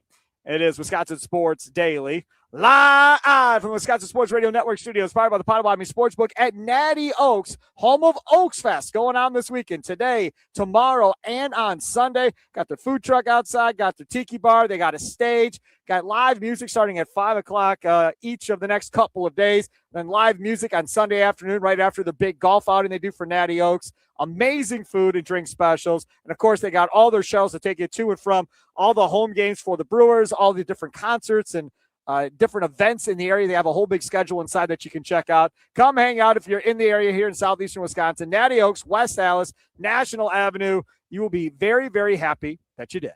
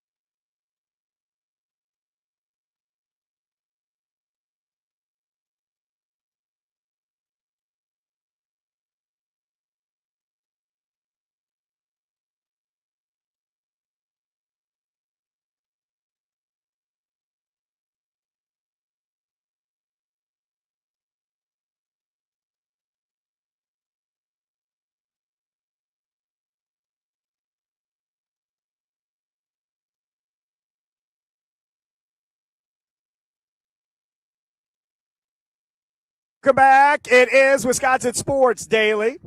Live from Natty Oaks in West Allis, National Avenue, home of Oaks Fest, going on today, tomorrow, and Sunday. It's gorgeous outside, a beautiful deck to come outside, put your feet up, have a bunch of great beverages and food. The food's so good. Like, you will not regret anything that you get out here at Natty Oaks. And not to mention the fact they got the tiki bar, the food truck outside. On top of everything else, they have a stage all set up for music. They have music starting at 5 o'clock tonight and tomorrow night as well. And then you got music going on Sunday afternoon. So come check it out. Again, if you're in southeastern Wisconsin, obviously, if you want to drive down from Duluth Superior, they'd love to see you. If you want to drive down from Wausau or Green Bay, they'd love to see you. I don't think you'll regret it at all. I think you'll have a good time. So come out, hang out with us. All right, it is that time. Normally, this is Charlie's time, so we'll hit his open anyhow. Let's hit his open, Aaron. What sound clips will Chicago Charlie pick today for Sparky? Will Sparky become enraged? Will laughter ensue? It's time for Charlie's Sound of the Day. It's Wisconsin Sports Daily on the Wisconsin Sports Radio Network. All right, so normally it is Charlie's Sounds of the Day. Charlie Usen out today. He'll be out tomorrow as well, off being in his very first wedding, not the groom. A groomsman, and then he'll be back on Monday. So Aaron Morris, our newest producer, he is filling in today, and then tomorrow with Garbedian on Golf, Chuck Garbedian, 7 to 9, and then 9 to 11 with College Sports Weekly with Down with Chillis and Dan Underberg. You'll hear Aaron Morris on both those shows. So, Aaron, your choice. You get to pick what we play today for this segment, and see if I'm going to get mad at you like I get mad at Charlie. What do you got? I don't think you're going to get mad at what I have today. I'll start with Sam Decker. He has been notified. He is going to be part of the 2026 University of Wisconsin Hall of Fame class. This is via Michael McCleary, able to pick to catch up with Sam Decker and just asking him what it means. I grew up in the state and grew up a Badger fan, and to think, looking back on the guys I used to watch and gals I used to watch as a Wisconsin sports fan growing up, and to now be mentioned with those names kind of is a pinch yourself moment, because those are the people you looked up to and wanted to resemble and be like, and now to be one of them, it's pretty surreal. And, when I got the call, I actually was putting our 7-month-old son down for a nap, and I got a voicemail and it said, Sam, this is McIntosh. Give me a call. When I saw that, I said, "Oh no, what did I say or do or tweet? To get a call." So I called him back, and he was like, "Hey man, just want to say congrats." And I said, "For what?" And he said, "You're part of the 2026 Hall of Fame class." And I just really couldn't believe it. I thought I was being pranked at first, but no, it's a pretty good conversation we had, and this is the dream come true, and it's really, really humbling. I was going to say, maybe this is a hot take, but I think he was more important to their Final Four teams than Frank Kaminsky. Oh, yeah. I don't disagree with you on that at all. And I know him and Bo didn't get along maybe at times because, again, Sam was always kind of an arrogant, cockier type player, type dude when he played or whatever the case may be. But that also led to how great he became, I think, throughout his career, going back to high school and into college and so forth. He was definitely a huge piece. They don't do what they did without Sam Decker. And furthermore, Melvin Gordon, another guy from Kenosha, also going in. He played at Kenosha Bradford. He's also going in to that class. You want to talk about a loaded class. I used to cover high school football back in the day for Fox 6 in Milwaukee, doing Friday Night Lights type deal. And I would interview a winning coach or player or whatever after a game, and sometimes get to 2 games. I'm telling you, I did that for almost a decade, somewhere in that area. Melvin Gordon, in my lifetime, was the best high school running back I've seen. I saw John Clay. I saw a lot of these guys, Monty Ball, all these guys play that were local kids in high school. He by far was the best. And I remember telling everybody, he's going to play on Sundays in the NFL, mark my words. And then he went to Wisconsin, and he just showed it to you. He was a special athlete. Got struck by injuries, obviously, in the NFL. That hurt him. Yeah. But really, really good player. All right, what else you got? All right, this is from earlier today. Milwaukee, UWM, is in the NCAA tournament. They're taking on Auburn at Auburn, and they put it to them earlier on today. Still only one out. Swinging at the first pitch. Marion hits it deep to center field. Hit well, dead center, and out, gone, home run. Second 3-run homer of the game for the Panthers. And what is going on the Plains today? 10-0 Milwaukee. Auburn is number 4 in the country. UWM was up 10-0. They're currently up 13-7 going into the bottom of the ninth, so they got to hold on to a 6-run lead. Correct. Yeah, they just added on to that lead with a bases-loaded walk that got them to 13. They were at 12. That would be a gigantic win for Milwaukee to knock off the number 4 team in the country. And you would think that gets them on SportsCenter, right? That does get them on SportsCenter, knocking off Auburn at this point. Very, very excited for the Milwaukee Panthers. Again, 3 outs to get. Nothing is ever over until it's over, but very excited for that. All right. I was just going to say, I think also this is the first game of the regional. It's double elimination. Correct. So, I mean, this is as big of a start as it can get. Oh, I think if you beat Auburn here, then you go on to play someone who is lesser, and then you can win that one. Then Auburn's got to beat you twice. You get the advantage. You have to win the first game in a 4-team double elimination tournament. I'm not going to sit here and tell you I'm very well versed in Milwaukee Panther baseball players and how good they are or not. But one would think that when you've scored these many runs, that you probably can save some pitching now for that next game and maybe not have to go through as much pitching as you would have if this was a closer game, that maybe you would have had to use more pitching. So we'll see how this goes. Love to see them close it out and get this done. That would be great. All right, coming up next, it's our time for our green and gold update. And the disrespect from Pro Football Talk just never stops towards the Green Bay Packers. It's Wisconsin Sports Daily, live from the Wisconsin Sports Radio Network studios, powered by the Potawatomi Sportsbook at Natty Oaks in West Allis.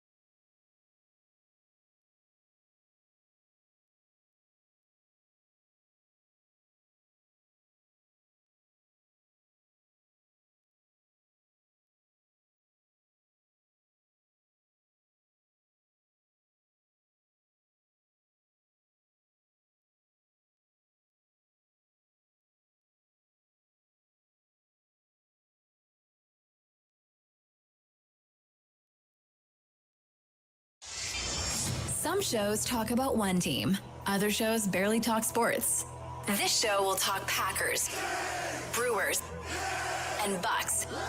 Every day. It's Wisconsin Sports Daily with Steve Sparky Pfeiffer on the Wisconsin Sports Radio Network.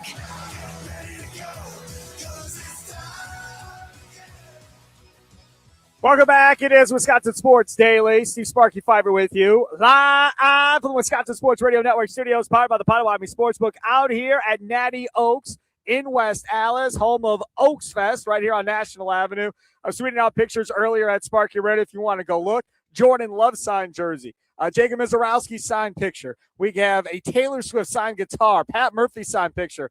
All out here for your chance to win this weekend. Come hang out. Live music tonight, live music tomorrow, live music on Sunday. Got the food truck, the tiki bar outside, huge deck and patio area outside as well. Park on the street. Come hang out with us here at Natty Oaks. I'll be out here for one more hour coming up till 5 o'clock. Had some breaking news that we did not get to that we need to get to. Brewers reliever Abner Uribe has been suspended by Major League Baseball for one game for the crotch chop celebration. What rule did he break to get a suspension? I don't know. Uribe is appealing the suspension, according to Jeff Passan. Why is he getting suspended a game? Because he showed up the other team? Inappropriate? Are they saying inappropriate action? I don't know. Because otherwise, if it's like a sportsmanship thing, well, everyone who flips their bat should be suspended a game. I mean, if they're going to suspend him for that, so it's got to be what, an inappropriate action? It just says, Passan just says, Brewers reliever Abner Uribe is suspended for one game by Major League Baseball for crotch chopping towards the St. Louis Cardinals dugout following a strikeout earlier this week. Uribe is appealing the suspension. Seems weak to me. Yeah, I think it's very weak. And again, you stated, what was it, yesterday or whatever, that you are fine with it. It didn't necessarily bother you at the end of the day. I don't. It's not my money, so whatever. Yeah. If he misses a game, he misses a game. Pick a game. I mean, he didn't pitch in the last game. Just say, okay, he didn't pitch. That was his game suspension. Moving on. You have the Astros starting tonight. Leadoff show at 6 o'clock with Tommy Wirtz. After the last pitch, you make the switch. Wisconsin Sports Radio Network with the franchise. Tim Allen and Tommy Wirtz tonight after Brewers and Astros from 10 p.m. To midnight. Let him just sit on one of these games. Now, he's appealing. If it's me, I mean, that's, again, I'm not going to tell him he can't appeal. But the odds of him not getting suspended for this, I don't know what the argument is. Like, well, what's his argument? His appeal is, I think he's just appealing so he can pitch tonight so that they don't waste a fresh arm, and then they pitch him. And if the appeal takes till Sunday, they pitch him today and tomorrow, and then he wouldn't pitch Sunday anyway. So then he's suspended because they kind of marry those two up.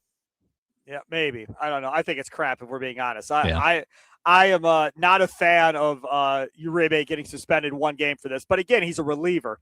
And same thing with the starter. If it's a position player, okay, Yelich obviously is going to play almost every game. Or if it's Bryce Terang, okay, he's going to play obviously every game.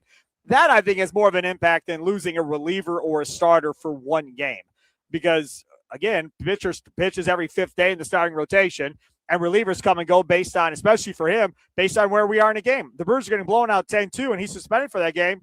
No harm, no foul. Wasn't going to pitch anyhow. If the Brewers are up 10-2, again, not going to pitch. No harm, no foul if he doesn't pitch in that game. So, really, at the end of the day, it's not that big of a deal. And furthermore, I don't think it matters in the grand scheme of things the next time they see the Cardinals, because I think it's going to be testy regardless if he gets suspended or not, Aaron. Yeah, I would say, if I was going to go bet on it, there's going to be a bench clearing brawl in that next series. I think the next time they play, is it in St. Louis when they'll make it a 4-game with a doubleheader because of that postpone? So, yeah.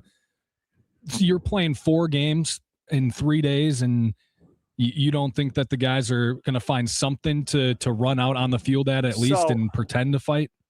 I'm getting text messages into the Nicolay Law Talk text line, 414-677-1250. Numerous ones coming in. But the MLB doesn't suspend PCA.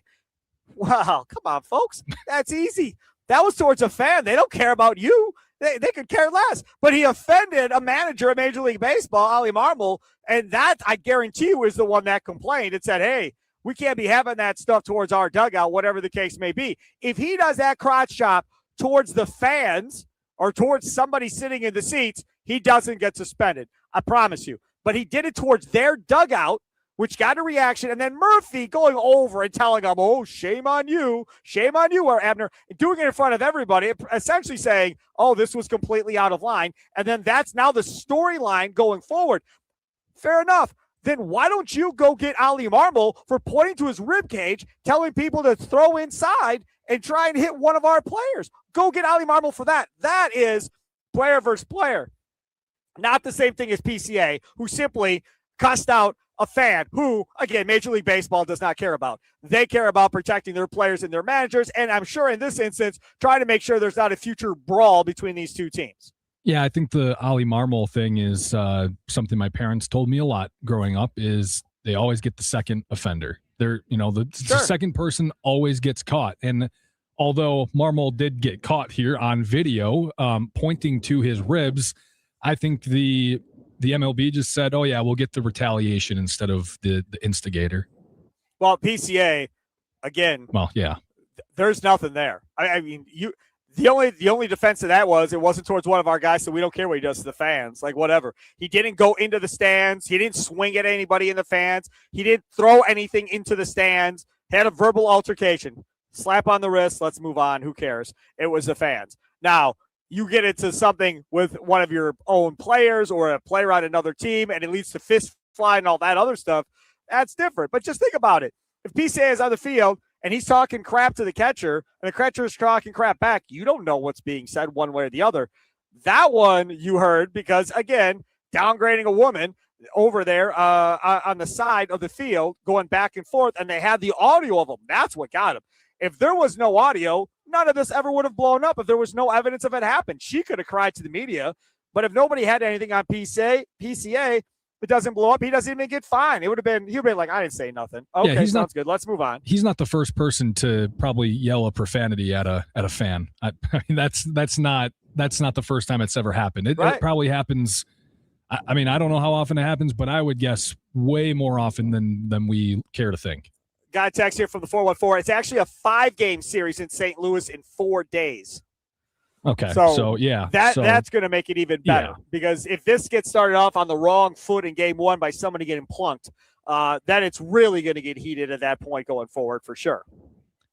Do you say, does the team that plunks, do they save it for game 5 or do they just do it right away and just say, let's do this thing the rest of the series?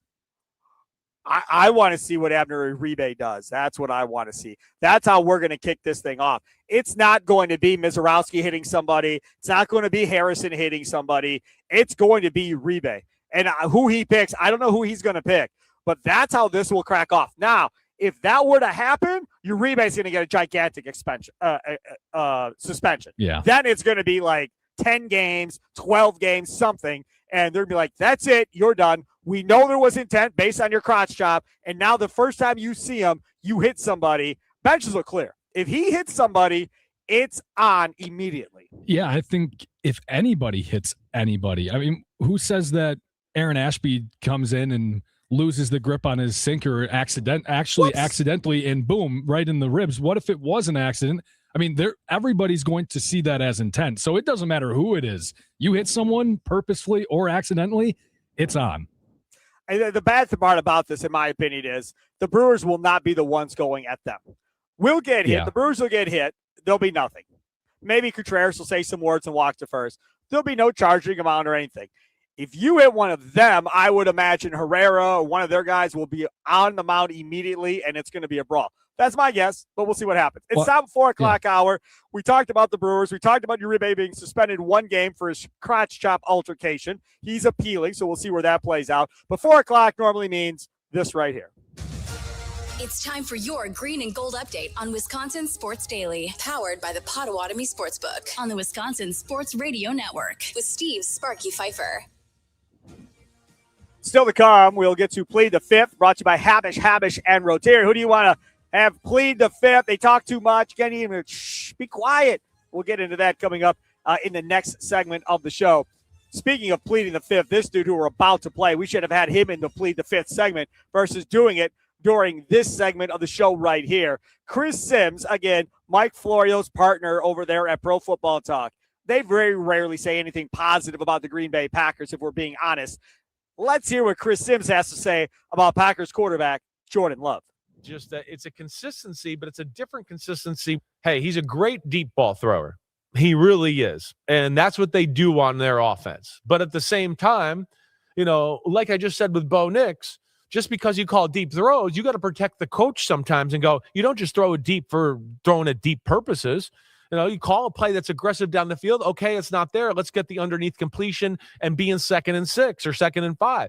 There's too much just, wait, I'm going to sit back here. I'm going to pat it one more time. Woo, I threw it.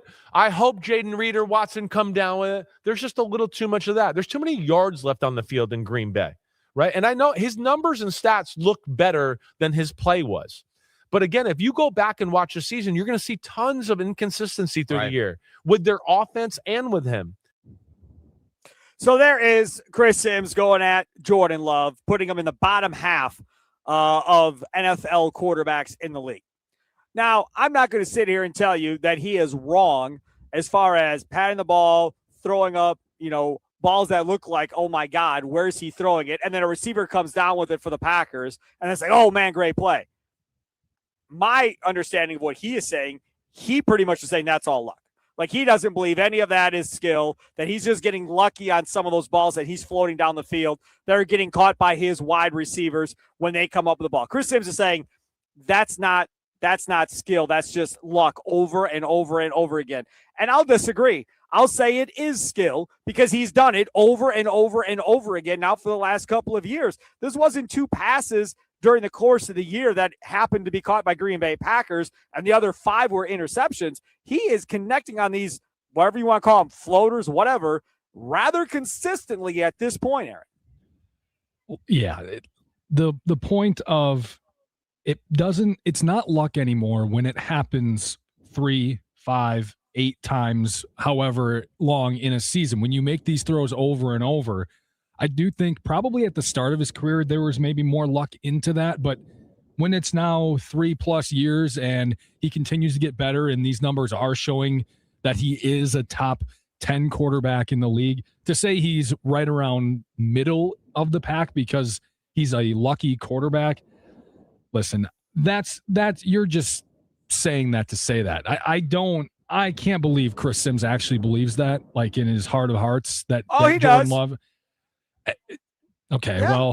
well then I have nothing to say to him because it's not worth my time, I guess, to counter that because it's not worth it. So I'm gonna use this defense of Chris Sims because I already know what's gonna happen with this. Same thing happens with Dan Orlovsky. Man, you sucked in the NFL. You were a backup. You weren't even any good in the NFL. Why are you even talking about quarterbacks in the NFL when you yourself didn't know how to play the position at the NFL level and weren't very good at the NFL level? And now you're taking a top 7 quarterback based on numbers in Jordan Love, and you're downgrading him all the way to 18, which again, consistent with Pro Football Talk. They historically, I thought it was a Rodgers thing with Florio and Rodgers because Florio definitely does not like Rodgers, Mike Florio. I thought that's what it was. But even now, since Rodgers is gone, I still feel like there is a slant, obviously away from Green Bay. And with Florio being a Minnesota guy, definitely pushing maybe back towards that. Like he just wrote a piece. We talked about this yesterday, this whole Kyler Murray, J.J. McCarthy thing. And Florio writes this piece about, it's going to be great for the quarterback, Roy. This is what you wanted. You wanted a big competition between those two. This is going to work out great for Minnesota. Okay, well, I mean, nobody else sees it that way but you, Mike. But we'll see how it plays out going forward. So when I hear Chris Sims say this stuff about Jordan Love, I kind of eye roll like Tommy Wirtz would, kind of eye roll it a little bit and say, yeah, whatever. Say what you got to say, Chris. Because at the end of the day, I know he's a top 10 quarterback. At the end of the day, I know Jordan Love is a guy that can take this team to a Super Bowl and win a Super Bowl with this organization. If you want to be critical of Matt LaFleur and what he's done as a play caller and being inconsistent in that way, fine, by all means. Be mad at Matt LaFleur one way or the other. If you want to be mad at Jordan Love for getting hurt every year, fair criticism. I've got nothing to say back to that. He hasn't been able to stay healthy for a full season. So you're right about that too. But to say that, the play doesn't look as good as the numbers. I 1000% disagree with that take and cannot get on board with that take whatsoever. I'm certainly lower on Jordan Love than I think you are, and many Packers fans are. I'm not sure that they can win a Super Bowl with him or because of Jordan Love. They might win with him, but it's not necessarily going to be because of him. He's certainly going to need the help around him. The defense is going to have to be really good, and Matt LaFleur is going to have to be on the top of his game. Otherwise, I'm not sure Jordan Love has shown at this point that he can just completely take over. If Matt LaFleur's being a buffoon and doing whatever he does in second halves of games and takes his foot off the gas, et cetera, et cetera. I don't know if Jordan Love has shown yet that he can just ignore that. It doesn't matter to him, and he's going to take over and win the game. So for me, until that happens, I don't know if they're going to win one with him necessarily, but they are certainly capable of winning one with him if all things considered are going well with the team. This is what he's not. He's not Brett Favre, and he's not Aaron Rodgers. In the aspect of he's going to listen to his coach. Those other two didn't listen and did whatever the hell they wanted. So if that's what you want out of Jordan Love, you're not going to get it. That's not who this cat is. That's not who he's going to be. When Matt LaFleur calls in running plays and Aaron goes, to hell with you, I'm throwing the ball. Okay, well, that's Aaron just not listening to his coach and thinking he knows more than his coach. That was their whole relationship. That's not what Jordan Love is. And I could be wrong, but I don't think Jordan Love is going to ever get to that point where he's just going to be check on me like, screw you, I'm doing it myself. Aaron had that attitude and smugness about him from the first day he walked into camp in Green Bay. He had that cocky way about him. Brett grew to have that. He never did it under Holmgren. That stuff hardly ever happened. Now, once in a while, the famous game against the Falcons where he runs in, and before the play, Holmgren's like, whatever you do, Brett, do not take off running. Whatever you do. And Brett then took off running and scored the touchdown. Okay, so you have that. But that's not what Aaron would do necessarily, and not what Brett would do later when you had Mike Sherman and these guys. Brett knew he was bigger than the organization, and he was going to do whatever he wanted to do, whether it was Sherman or Ray Rhodes or whatever. Once Holmgren was gone, the teacher was gone. Now I'm going to play because nobody's going to tell me what to do. And the same thing with Aaron Rodgers. When he got in and Mike McCarthy took over, it was, you're my guy, let's go. And what happened? Mike McCarthy gave him freedom, and then he lost control. And Aaron ran right over the top of him, and that was the end of it. And now he's in Pittsburgh with Mike McCarthy. Mike McCarthy will have no control of Aaron Rodgers in Pittsburgh. I promise you. He can give him whatever play he wants, and Aaron's going to be like, yeah, that's cool, Mike, but I'm running what I want to run. And Mike's going to go, that's cool, that's fine. We have nobody else, so we're just going to go with what you have. That's not Jordan Love. Now, Jordan Love in 5 years, if he's been to 3 Pro Bowls, he's a Super Bowl champion, and he's got some no-name coach he doesn't know, does he become that guy then? Maybe. But right now, I don't really believe we're at that point. So if Matt LaFleur wants to be conservative and he wants to run the ball 50-50 and he wants to run more play action, he doesn't want to run shotgun and 4 wide consistently like Rodgers wanted to do back in the day, because Rodgers didn't want to come out from under center. Rodgers didn't want motion in the offense, so they did whatever Aaron wanted. Matt's running his offense more than he's running a combination of what Jordan Love wants and what he wants. Back when Rodgers got there with LaFleur would call a play. Rodgers and the would be like, hey, y'all, remember this play from McCarthy? Yeah, we're going to run this one here. And they go out there, Matt would be like, what the hell is this? I don't even know what they're running. And they run a play. What was that? Oh, we ran that with Mike. Oh, okay. Sounds good. Glad I'm standing over here. Like, it was that crazy. Then by the time it got done, you had the partnership. And there was more 50-50 and understanding of how they wanted to do it. And there was mutual respect between the two. And that's why it worked. And you got the MVPs, and the whole thing ended up working out before it was all said and done. So, but again, to say that, well, Jordan Love's got to take over and do it, he's only going to do it if Matt lets him do it. And if Matt's not going to let him do it, I don't think you'll see it. I really don't, Aaron. Yeah, I don't need Brett Favre, Aaron Rodgers levels here, but I need something for Jordan Love to show like, hey, I've got the confidence that I can do this, and I'm going to do it when it's needed. Jordan Love, I think there has to be somewhere he's not always the passive person to Matt LaFleur, even though maybe that's what their titles are. I need Jordan Love to maybe be a little more aggressive and be like, Matt, listen, I'm just going to go win us this football game. But I don't need him going rogue. I just need him to, maybe buck up a little bit and say, all right, this is my play this time. Sure, and maybe we'll get to that point. I just don't know if we're there yet necessarily. Coming up next, Plead the Fifth, brought to you by Habish, and Rotier. Looking forward to seeing what everybody has. Again, you could participate as well. Use the talk and text line 414-677-1250, 414-677-1250. Don't forget, step up to the plate. Take a shot at winning major prizes in the $300,000 Big League Series at Potawatomi Casino Hotel, Milwaukee. April through June, you can win a share of $300,000 in prizes. All multi-promo entries count towards grand finale drawings on June 26th. Get triple the entries during Brewers home games and score one of 3 all-new Toyota vehicles. More info online. Must be 21 and rewards member to play. Only at Potawatomi. Wisconsin Sports Daily, live from Wisconsin Sports Radio Network studios, powered by the Potawatomi Sportsbook, out here at Natty Oaks in West Dallas on National Avenue, the home of Oaks Fest, going on today, tomorrow, and Sunday. Live music, great food and drink specials, all kinds of sports paraphernalia, signed Love jersey, signed Mizorowski picture, signed Murphy picture, signed Taylor Swift guitar, all out here. Your chance to win all of it. But you got to get out here to do it at Natty Oaks in West Dallas on National Avenue. Hope to see you out here.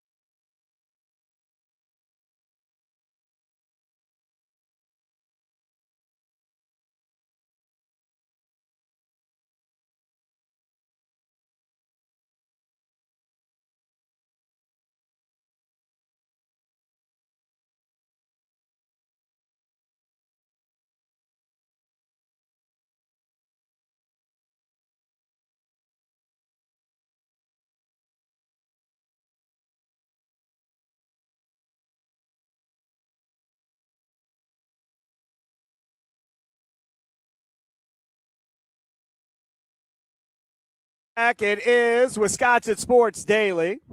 Live from Natty Oaks right here on National Avenue in West Allis, home of Oaks Fest going on today, tomorrow, Sunday. Great food, beverages, got the food truck going on, got the tiki bar going on, got all this great stuff going on too. Jordan Love signed jersey, Jacob Mizorowski signed picture, Taylor Swift signed guitar, Pat Murphy signed picture. Man, why aren't you out here? Why aren't you here? Hurry up.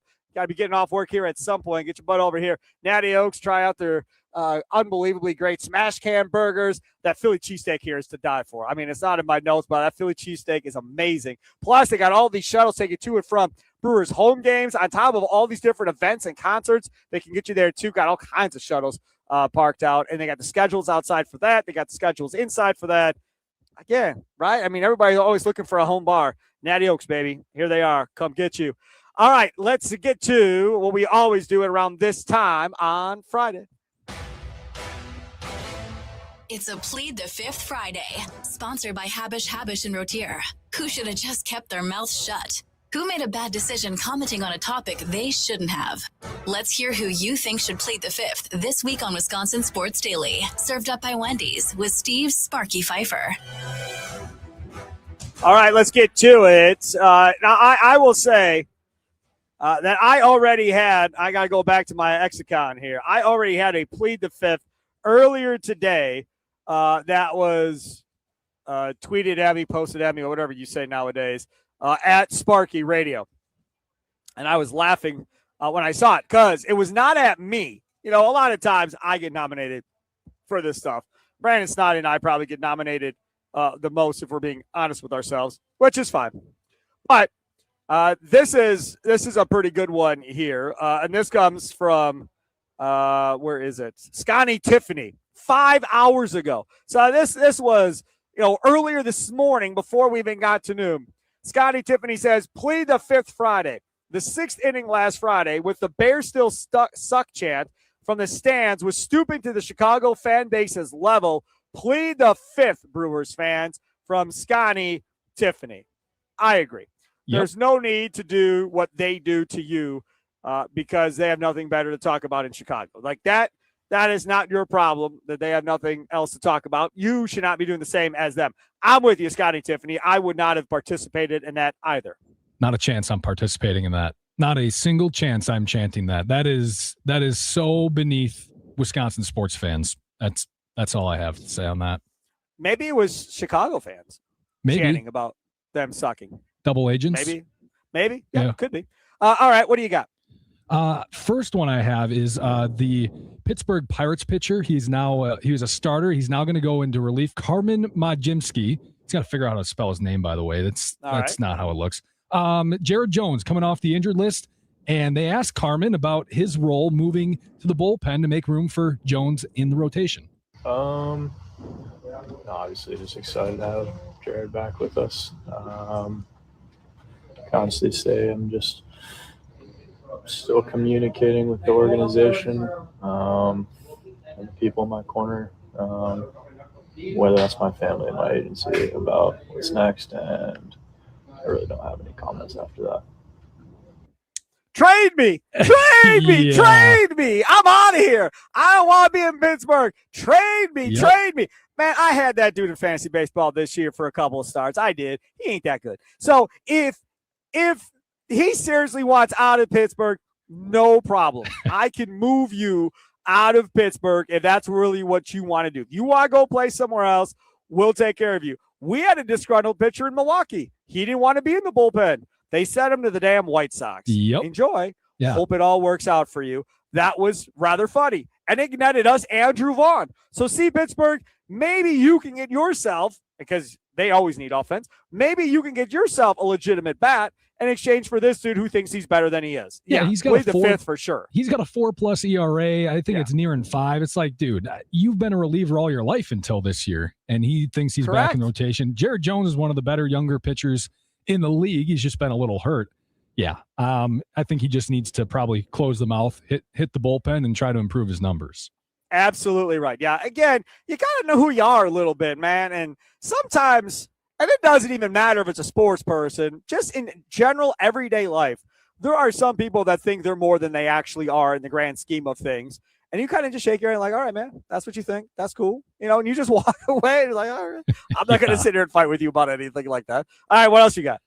This is from a couple days ago. Adam Silver went on the Pat McAfee show, and he tried to mansplain how flopping and selling calls was to NBA fans. I would only say that there's a difference between selling a call, exaggeration, and a true flop, which is where you're actually fooling the referees. I think sometimes, even as I sit in the stands at games, players may be falling down, players may be reacting to a call, but then to me, if they're not fooling the referees, it's like, okay, that's like the players are taught to sell calls these days. I mean, can officiating get bad? Can officiating get better? Of course. We're always working on that. Can officials get fooled occasionally? We're always looking at that as well. But the officiating is incredible. I will also add one other piece to it, because I know there's always controversy around certain calls. There's one you were talking about on your show earlier today. All right, that's enough of him. We can turn him off. There isn't a difference between selling a call and flopping, Mr. Commissioner. Correct. But what's happened is these players have got into Silver's ear about, you can't take this part of the game away from us. It's too important for, what we do on the floor. And for some players, it's how they play defense, SGA. I mean, that's kind of how it works. And that's the crazy part about it, really, at the end of the day, is that your superstars are doing it. Like, it's one thing if Ersan Ilyasova is flopping. Okay, role player in the NBA. Luke Richard Bahamute. Okay, it's a role player in the NBA. I'm using old Bucks players. So that's fine. But if Michael Jordan is flopping, if Kobe Bryant is flopping, oh my God, what are we doing? And that's the thing that drives me crazy.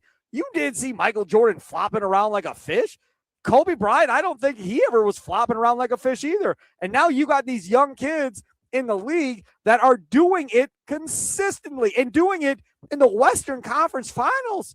Like that type of stuff never happened back in the day. First of all, if you did that, the payback that San Antonio got yesterday, with Dort getting his hair pulled by Wembanyama, SGA getting trucked as well by another Spurs player, that would have happened on the next play on the other side of the floor. You would have got drilled. Oh, really? You want to do that? Okay, cool. We come back down the next time, there's going to be an elbow to your jaw as I'm going to the lane for a basket. Like, you're going to get hit by somebody. Today's NBA, they don't allow that stuff, so that doesn't happen. Up until last night, I've not seen anybody play like they were playing back in the 90s, back with the bad boy Pistons, the way the Spurs were playing last night. If that starts happening more continuously, like, you want to flop, you're going to get hit on the other side, that'll take care of it. But again, you have to allow them to police their own sport. San Antonio is policing this series right now themselves. You don't want to call it referees? We'll take care of it ourselves. If the rest of the league gets on the way of San Antonio and how they take care of this issue, it'll be gone. But if nobody wants to be physical and nobody wants to do anything about it, this is going to continue on forever because, again, Silver cares about amount of viewership and revenue coming in. That's it. Those two things. As long as those two things are good, we're good. And negative PR to a degree bothers them. That's why they fixed this tanking rule. But I think the tanking thing has more to do with owners complaining to him more than even the fans that were mad about it. I think owners were more mad about it than anybody else. Yeah, I think the Spurs last night, it's the first time in my memory of a team deliberately maybe pushing back on the Thunder a little bit and just saying, all right, here. I think most teams up to this point have been a little scared of maybe the consequences, a flagrant 1 or a flagrant 2, so they haven't necessarily done it. But I think last night, maybe the Spurs maybe had it in their mind, hey, we're going to do something about it, but it really helped that they were up by 20-plus points, so they could benefit from a flagrant 2 or a flagrant 1. Like, it wouldn't really be that big of a consequence for them. So I'm interested to see how it's played tomorrow, how physical the game is between the two sides. Game 7s usually are more physical, but maybe Game 6 and the physicality ramps that up a little bit more. Do we know who the referees are yet for Game 7? I haven't seen. It better not be Tony Brothers. That's all I got to say. If it's Tony Brothers, if we know the refereeing, you go to the Potawatomi Sportsbook, you bet the Spurs, or you bet the Thunder. It's over. Yeah. I'm telling you right now. And coming up next is Follow the Money with our guy Austin Herdenia from the Potawatomi Sportsbook. And we'll talk about this series, where the money is going and where he thinks the money is headed, or at least early on for Game 7 of that series. All right, it's Plead the Fifth, brought to you by Habish, and Rotier. Are you out, or you have one more left? I got one more. All right. It's a clip we have played on the show already previously, but need to bring it up because you just got to be quiet. It's a little along the lines of Carmen Majimski that we just played. It's JJ McCarthy and his response to people asking him how his relationship with Kyler Murray is going. JJ, what's your relationship been like with Kyler so far? It's just like two guys in a classroom. He sits on one side, I sit on the other side, and it's the coach's responsibility to teach us and coach us. So, is there any awkwardness like between you two? Awkwardness, it's just like the same feeling, when you're in high school and there's another person on the other side of the room. That's just kind of how it is. So I wouldn't say there's any awkwardness. Not very happy about his new roommate, if you will. No, he's not happy. And again, like I said, when we talked about this the last time, if this is a deal where Kevin O'Connell said, "Hey, you're my ride or die. We're gonna figure this out together, ups and downs. I got your back. We're going." And now they bring in Kyler Murray. Yeah, I'd be mad as hell too at this point. Like, man, you stabbed me in my back. You said we were together on this, and then you went out and got a veteran who pretty much is going to be given my job without any real competition. And he's not stupid. Like, I'm pretty sure he knows probably no matter what he does in camp, he's not getting that starting job over Kyler Murray at the end of the day. The only way he gets that job is if Kyler Murray gets hurt and is gone for a significant part of the year. And then if he is healthy after 6 to 8 weeks and Kyler Murray tries to come back, maybe he keeps it because they're playing so well. He still may not get it. They still may give it to Kyler Murray after that and then maybe go back the other way again. But, yeah, he's screwed. I mean, the best chance he has to get out of there now is keep your head down, do as much as you can in practice. If you get an opportunity, play well, and then when the season's done, ask for a trade and get the hell out of there. I mean, that's all you can do. Keep your head down. Keep your head down, yes. What you said. And this is the total opposite. I mean, there is about every other way possible to answer that question would have been better than probably the way he did, other than maybe just deliberately cursing out Kyler Murray for taking his job, essentially. But you keep your head down. There nobody wants a backup quarterback who's in the news. That's the worst thing to do is a backup quarterback making it about you.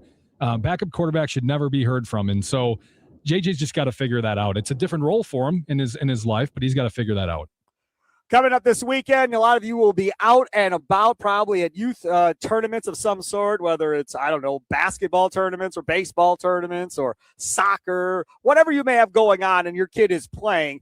Did you know that any youth sports player can score a free small classic Frosty anytime they visit Wendy's in their sports uniform? That's right. Just stop by after practice or with your team after a game. Who doesn't love a Frosty? It does not say this in the copy, but I will add it. No purchase necessary. You don't have to buy anything at all. How cool is that, Aaron? I love free. Best four-letter word in the language, free.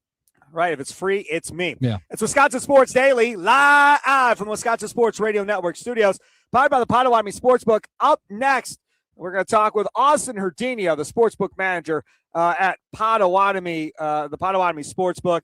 Looking forward to getting his top 3 bets right now. So what we do every Friday at this time is we have him on, and he says, all right, the most money for today right now is going on this team in this game. The second most money and this is only at the Potawatomi Sportsbook. This is not anywhere else in the country, just at the Potawatomi Sportsbook. And that way, if you got plans to go to Potawatomi Sportsbook tonight, you're like, I'd love to go make a bet, man, but I don't know. I don't gamble. I don't know what to bet on. You listen to this segment on Fridays. He tells you where everybody else is betting. That's where all the money's at. Follow the leader and get on board. So we'll talk with Austin Herdinio coming up next. We're live at Natty Oaks, home of Oaks Fest, going on today, tomorrow, and Sunday. All kinds of cool prizes out here that you can win, and great food, great beverage, great patio, great deck area too. Enjoy the great weather all weekend long here at Natty Oaks in West Allis on National Avenue.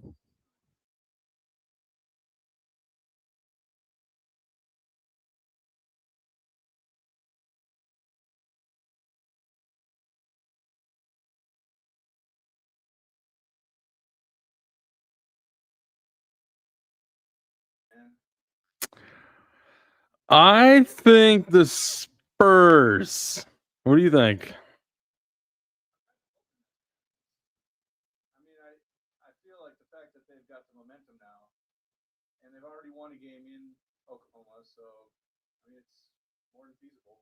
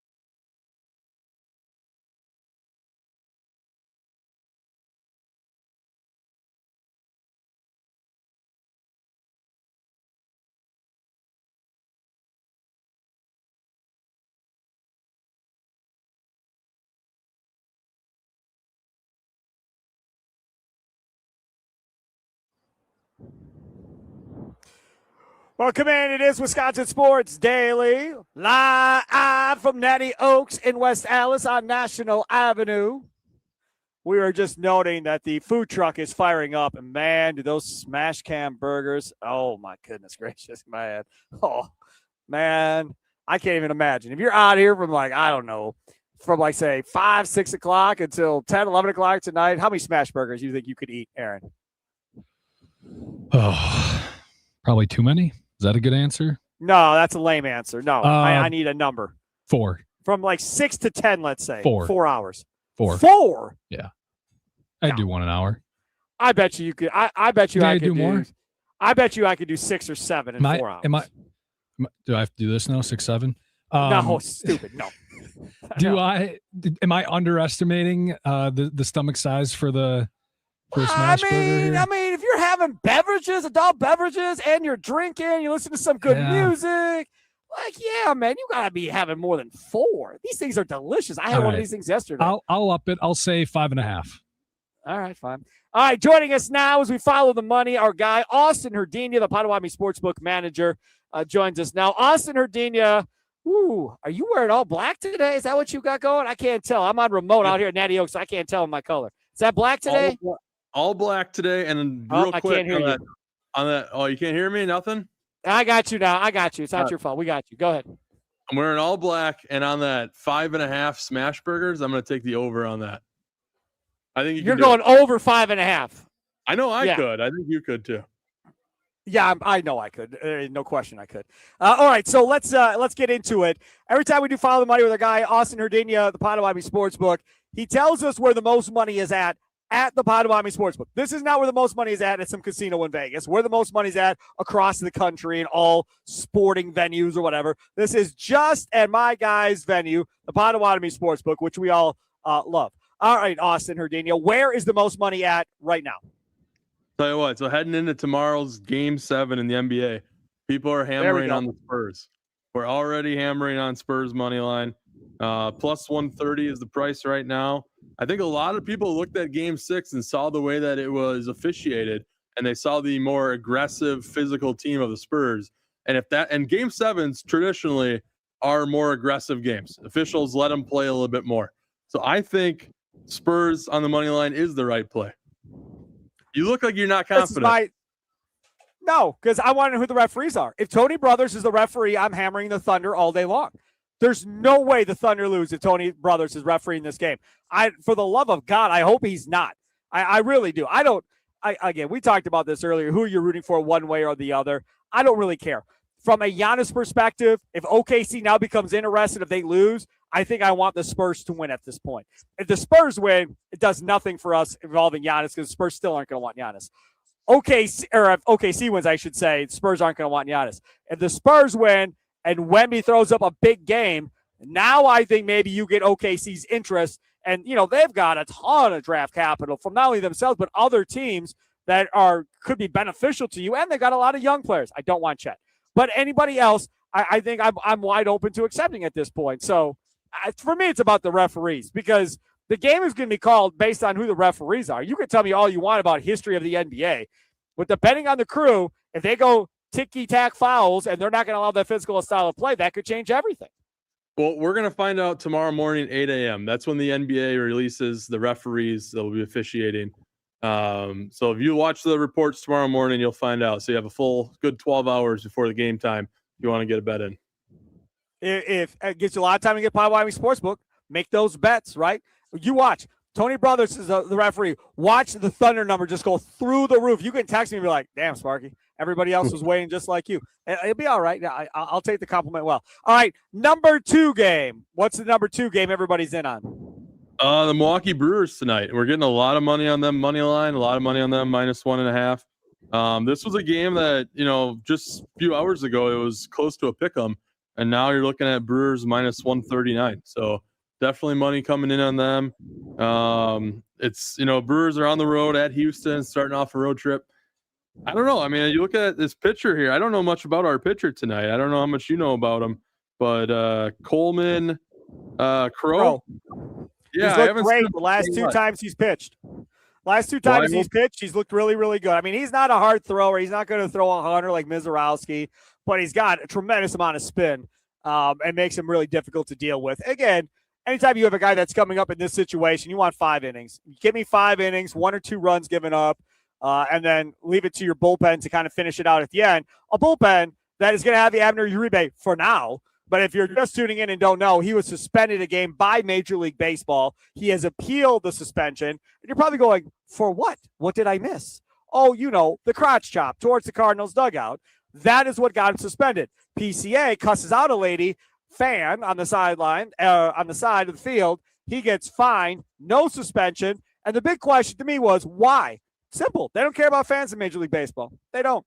They care about their players and their coaches, and that's what this is all about. If he would have ran to the right field bleachers and did the crotch chop, I guarantee you Uribe is not suspended. I promise you. He did it at an opposing dugout. They don't want brawls and everything else, so he got suspended. I got to go. I'm out of time. I'm sorry. We got to go. I'm sorry. Have a good weekend, Austin Herdinha. I appreciate it. Thanks for having me. Yeah, I'm sorry. We cut him short. I apologize. Austin's in my ear or telling me, hey, we only got Aaron's like, we only got a minute left. Now, he hasn't been right on time the whole show. How much time do we have left? We have 20 seconds. 20 seconds. All right. It is Wisconsin Sports Daily.